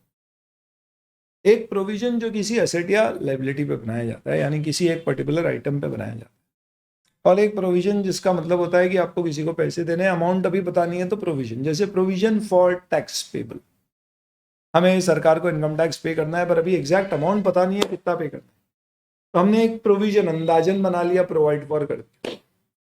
अरे प्रोविजन समझते हो भाई? आप समझ लीजिए कि लेट्स से स्कूल से आपको एक एजुकेशनल ट्रिप टू गोवा पर ले जा रहे हैं। एजुकेशनल ट्रिप बहुत बढ़िया, क्या दिखाएंगे सर? वहां नेचुरल ब्यूटी के बारे में स्टडी करना। वाह वाह वाह बेटा। तो एजुकेशनल ट्रिप टू गोवा पे आप गए हो दोस्तों, तो आप घर वालों के बोलोगे कि भैया हमें ट्रिप पे ले जा रहे हैं, ऐसे तो पैसे आपने दे दिए स्कूल वालों को, पर हाथ खर्चे के लिए थोड़ा दे दो। तो अब डैड बोले कि बता एग्जैक्ट कहाँ कहाँ पे कितना खर्चा करेगा। हमने बोला भाई वहां पे तो पानी भी क्या है, उससे महंगा है। तो अब आप बोलो कि पानी खरीदना है या वो खरीदे। अगर पैसे बचाने, डैड ने बोला, मैंने बोला दो फिर पैसे, क्योंकि पानी तो मिनरल वाटर ही खरीदना पड़ता है, वहां बहुत दिक्कत है पानी की। तो हमने क्या किया, हमने बोला कि कितने पैसे लगेंगे, एग्जैक्ट तो दे नहीं पाएंगे। हमने बोला यार अंदाजन आप देख लो, हमारे हिसाब से 25,000 में हो जाना चाहिए। एड ने लगाया, बोले ये रख 15,000 और जो भी बचे दे देना। तो उन्होंने क्या किया, एक अंदाजन आपको अमाउंट दे दिया। तो इसी तरह से कई बार खर्चों में एग्जैक्ट पता नहीं होता है कि यार कितना होगा, तो अपन एक अंदाजन खर्चे का प्रोविजन बना देते हैं कि यार मार्च की बिजली का बिल आया नहीं है, अभी बुक्स क्लोज कर दी है, हर महीने हमारा 20,000 का आता है, तो एक प्रोविजन फॉर इलेक्ट्रिसिटी एक्सपेंस 20,000 का बना दो, थोड़ा कम ज्यादा होगा देख लेंगे क्या करना। ये तरह के प्रोविजन जिसमें पैसे देने होते हैं दोस्तों, ये लाइबिलिटी, क्योंकि पैसे देने। और अगर कोई प्रोविजन किसी चीज के ऊपर बनाए तो उसका नेचर वही होगा जो उस चीज का है। इसका मतलब क्या है? प्रोविजन फॉर डेप्रिसिएशन किस पे बनता है सर? डेप्रिसिएशन पे। अरे मेरे भाई प्रोविजन फॉर डेप्री पे नहीं बनता, असेट पे बनता है। तो इसके लिए इसका नेचर किसके जैसा होगा? असेट जैसा। पर ये असेट को क्या करता है? कम करता है। तो कोई भी चीज असेट को कम करेगी तो क्रेडिट। तो ये तो तय है कि इनका साइन क्रेडिट ही होगा प्रोविजन का, पर ऐसा नहीं है हर प्रोविजन लाइबिलिटी होती है। देखो अगर कोई प्रोविजन लाइबिलिटी है तो लाइबिलिटी का क्रेडिट साइन है, पर अगर कोई प्रोविजन असेट पे बनाया है तो उसे लाइबिलिटी की बजाय हम असेट में कमी बोलते हैं, उसका भी साइन क्रेडिट है। तो डबल एंट्री की यही खासियत है दोस्तों, कि आप इसे असेट को कम करने की बात मानो या लाइबिलिटी मानो, दोनों ही केस में ये होना क्रेडिट ही है, बट इसका प्रेजेंटेशन बैलेंस शीट में चेंज हो जाएगा। तो इसका मतलब क्या देखें, provision for discount given, discount अपन दे रहे हैं किस पे? Trade receivable. ट्रेड रिसीवेबल क्या है? असेट। तो ये मेरे असेट को क्या कर रहा है? कम, तो क्रेडिट। पर क्रेडिटर पे अगर अपन प्रोविजन दे रहे हैं या बना रहे हैं क्योंकि हमें लग रहा है डिस्काउंट मिलने वाला है, तो क्रेडिटर लाइबिलिटी है, और ये लाइबिलिटी को हमारी कम करेगा, क्योंकि डिस्काउंट मिलेगा तो पैसा कम देना पड़ेगा। तो ऐसे सिचुएशन में फिर इस प्रोविजन को हमें क्या बनाना पड़ेगा? डेबिट, क्योंकि ये लाइबिलिटी को कम कर रहा है। ये रियल लाइफ में नहीं बनता है, हालांकि आपके मॉड्यूल में इस टाइप के कुछ क्वेश्चन हैं, बट रियल लाइफ में ये होता नहीं है। अपन डिस्कस करेंगे इन सब के ऊपर जो रेड में मार्क किया। बाकी आप बोल सकते हो दोस्तों, डिस्काउंट अगर दिया है तो खर्चा है, खर्चे का हमेशा बढ़ेगा तो क्या होगा? डेबिट। पर क्रेडिटर से डिस्काउंट मिला है तो ये हमारी बचत है, बढ़ेगा तो क्या होगा? क्रेडिट। गुडविल आपकी एक असेट है और असेट बढ़ती है तो क्या होता है? अनअर्न्ड इनकम आपकी लाइबिलिटी है, क्यों? बाद में डिस्कस करेंगे, इसलिए क्रेडिट।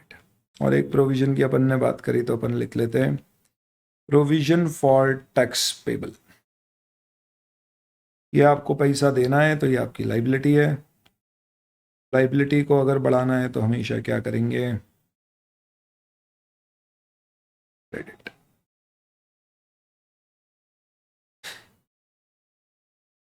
तो अगर जो चीज असेट है तो वो कहां पर जाएगी? तो असेट सारे जाएंगे बैलेंस शीट की असेट साइड में, लाइबिलिटी जाएगी बैलेंस शीट की लाइबिलिटी साइड में, इनकम जाएगी प्रॉफिट एंड लॉस में इनकम साइड में, एक्सपेंस जाएगा प्रॉफिट एंड लॉस की एक्सपेंस साइड में।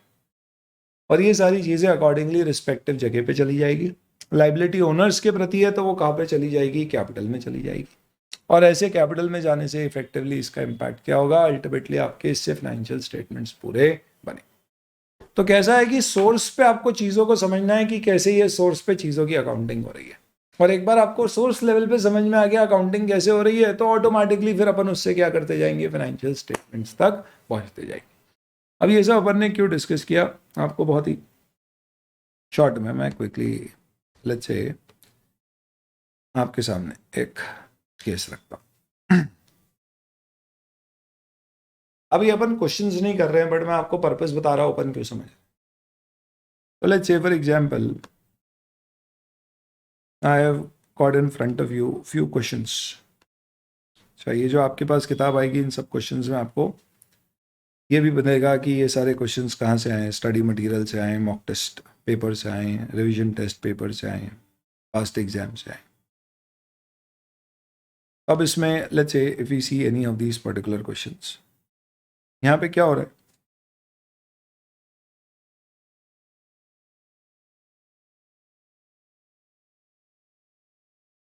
आपको बोला है प्रॉफिट एंड लॉस स्टेटमेंट बनाइए।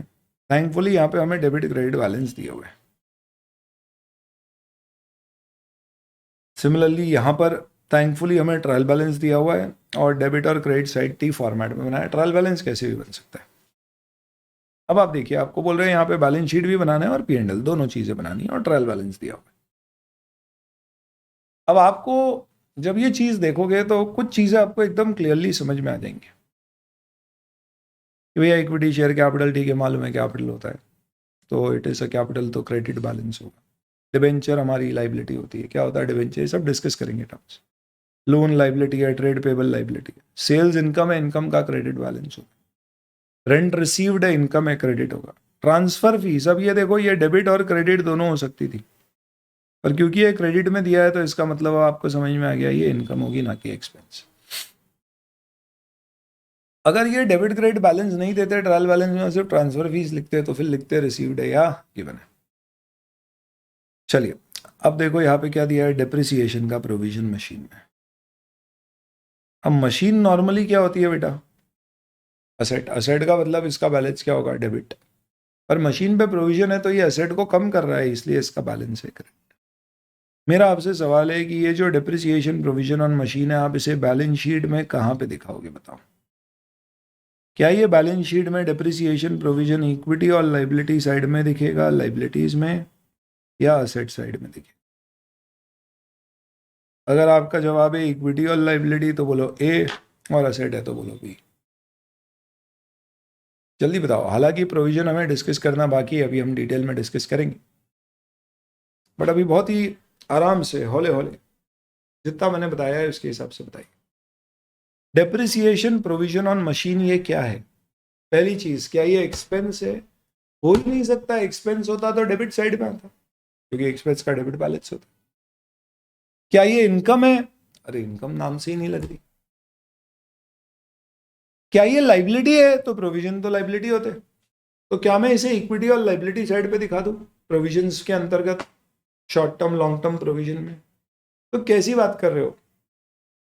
Provision on depreciation of machine अगर आपने लाइबिलिटी साइड में दिखा दिया दोस्तों, आपके मार्क्स क्या हो जाएंगे, कट जाएंगे। क्यों कट जाएंगे? क्यों?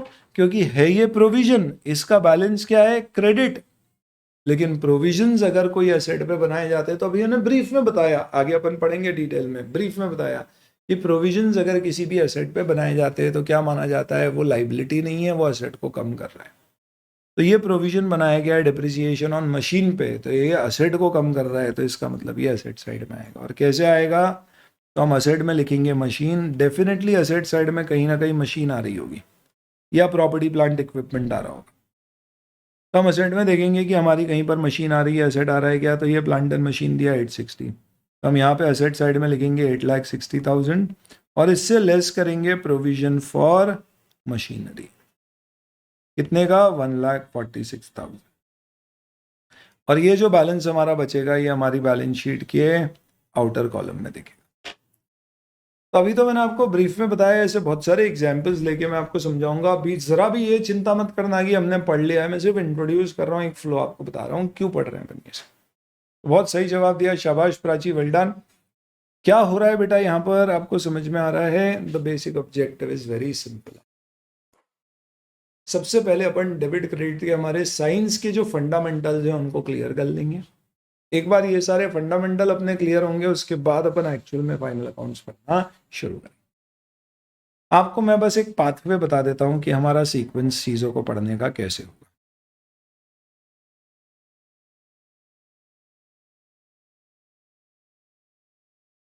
कोई भी फाइनल अकाउंट्स अगर आपको प्रिपेयर करना है बेटा,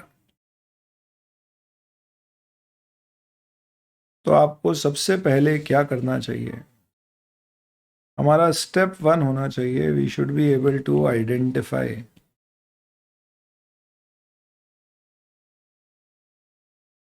whether it is an asset, expense or income liability of capital। सबसे पहले ये पता करना पड़ेगा कि वो इनमें से क्या है। एक बार ये पता पड़ जाता है, आपका आधे से ज़्यादा काम हो गया। फिर आपको ये देखना है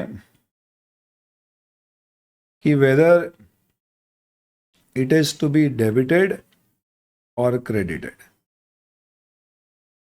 और वो कैसे पता पड़ेगा? तो वो डिपेंड करेगा इनके रूल्स के बेसिस पे। रूल क्या है? क्लियर है, असेट बढ़ेगा तो क्या होगा डेबिट, एक्सपेंस बढ़ेगा तो क्या होगा डेबिट। ऐसा क्यों? सिंपल है भैया नियम, आपको दिमाग ज़्यादा लगाने की ज़रूरत ही नहीं।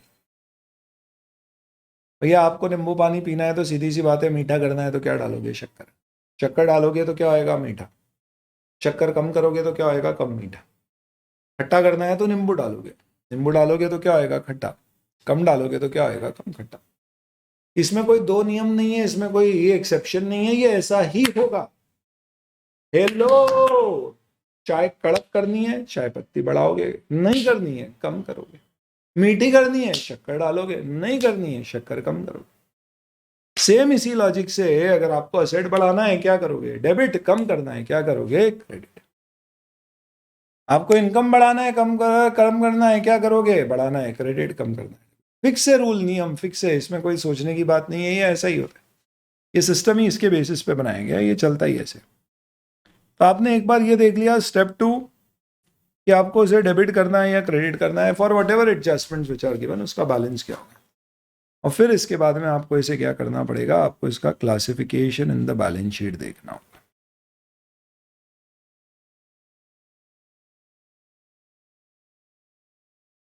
क्या मतलब classification in the balance sheet?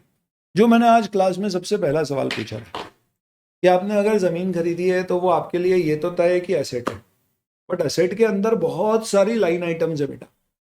तो उन लाइन आइटम में वो कहाँ जाएगा? प्रॉपर्टी प्लांट इक्विपमेंट में जाएगा या इन्वेस्टमेंट में जाएगा या इन्वेंट्री में जाएगा? ये तीनों एसेट है, पर ये डिपेंड करेगा आपके nature of business.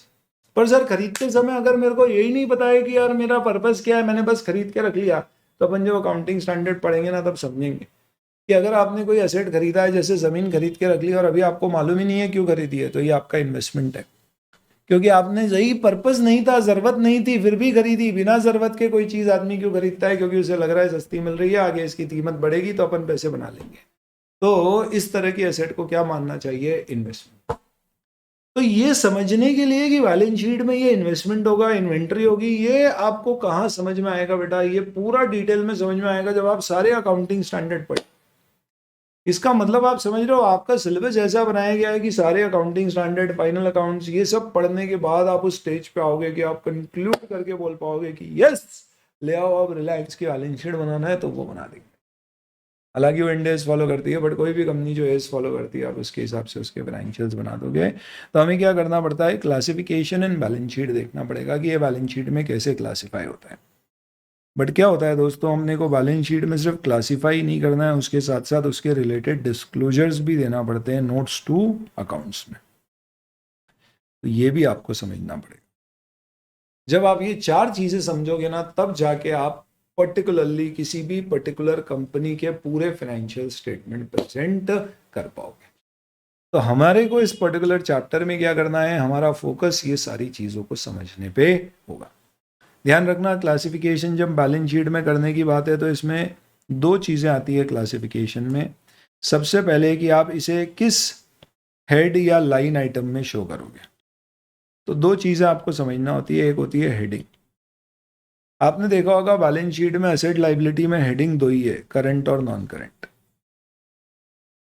Total equity और लाइबिलिटी साइड में क्या था, एक इक्विटी और एक लाइबिलिटी था। इक्विटी के दो हेड्स थे, शेयर होल्डर फंड्स और एप्लीकेशन मनी पेंडिंग अलॉटमेंट, और लाइबिलिटी के दो हेड्स थे, non current liability, current liability. ऐसे ही एसेट में भी दो ही हेड होते हैं, नॉन करंट एसेट और करंट एसेट। तो आपको ये देखना है कि ये करंट है या नॉन करंट है, और फिर उसके बाद आपको लाइन आइटम देखनी है। जिसका मतलब क्या हुआ लाइन आइटम का, कि बैलेंस शीट में मैं उसे पीपी दिखाऊं या कैपिटल वर्क इन प्रोग्रेस दिखाऊं या इन्वेस्टमेंट प्रॉपर्टी दिखाऊं या इन्वेंटरी दिखाऊं या क्या दिखाऊं। ये दो चीज़ें आपको समझना पड़ती हैं। ये सब कुछ आपको कहाँ पर पढ़ना है, इस पर्टिकुलर चैप्टर में। तो आज अपना एक चैप्टर का एक इंट्रोडक्शन और एक थोड़ा सा अकाउंट जो अपन ने पहले पढ़ा है उसका एक हल्का फुल्का रिकैप हो गया, बहुत ही क्विक रिकैप, डिटेल में तो नहीं, क्यों, क्योंकि ऑब्वियस सी बात अपन पूरा accounts basic double entry system नहीं पढ़ रहे हैं, बट एक बेसिक सा रिकैप मैंने करा दिया। पर्पस आज के सेशन का समझ में आया था आपको, क्या था, सिलेबस का ओवरव्यू लेना, डेबिट क्रेडिट को एक बार थोड़ा सा रिकॉल करना। आई एम श्योर ये सब चीज़ एकदम क्लियर नहीं हुई है, खास तौर पे जो टू बी डिस्कस लिखी हुई है वो सब।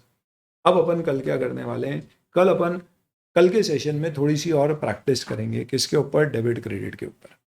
तो खास तौर पे ये जो चीज़ें टू बी डिस्कस लिखी हुई है ना, ये सारी अपन कवर करेंगे पहले, और फिर एक बार जब अपन क्लास में ये मान लेंगे कि हर कोई को बेसिक अंडरस्टैंडिंग समझ में आ गई है, और मैं आपके सामने कुछ टिपिकल चीज़ें रखूंगा। तो मैंने बोला एडवर्टाइजमेंट, फिर मैंने बोला deferred revenue expenditure on advertisement, मैंने कहा गुडविल, फिर मैंने उसकी बजाय कहा मिसलेनियस एक्सपेंडिचर, मैंने कहा डिबेंचर, उसकी जगह कहा discount on issue of debenture.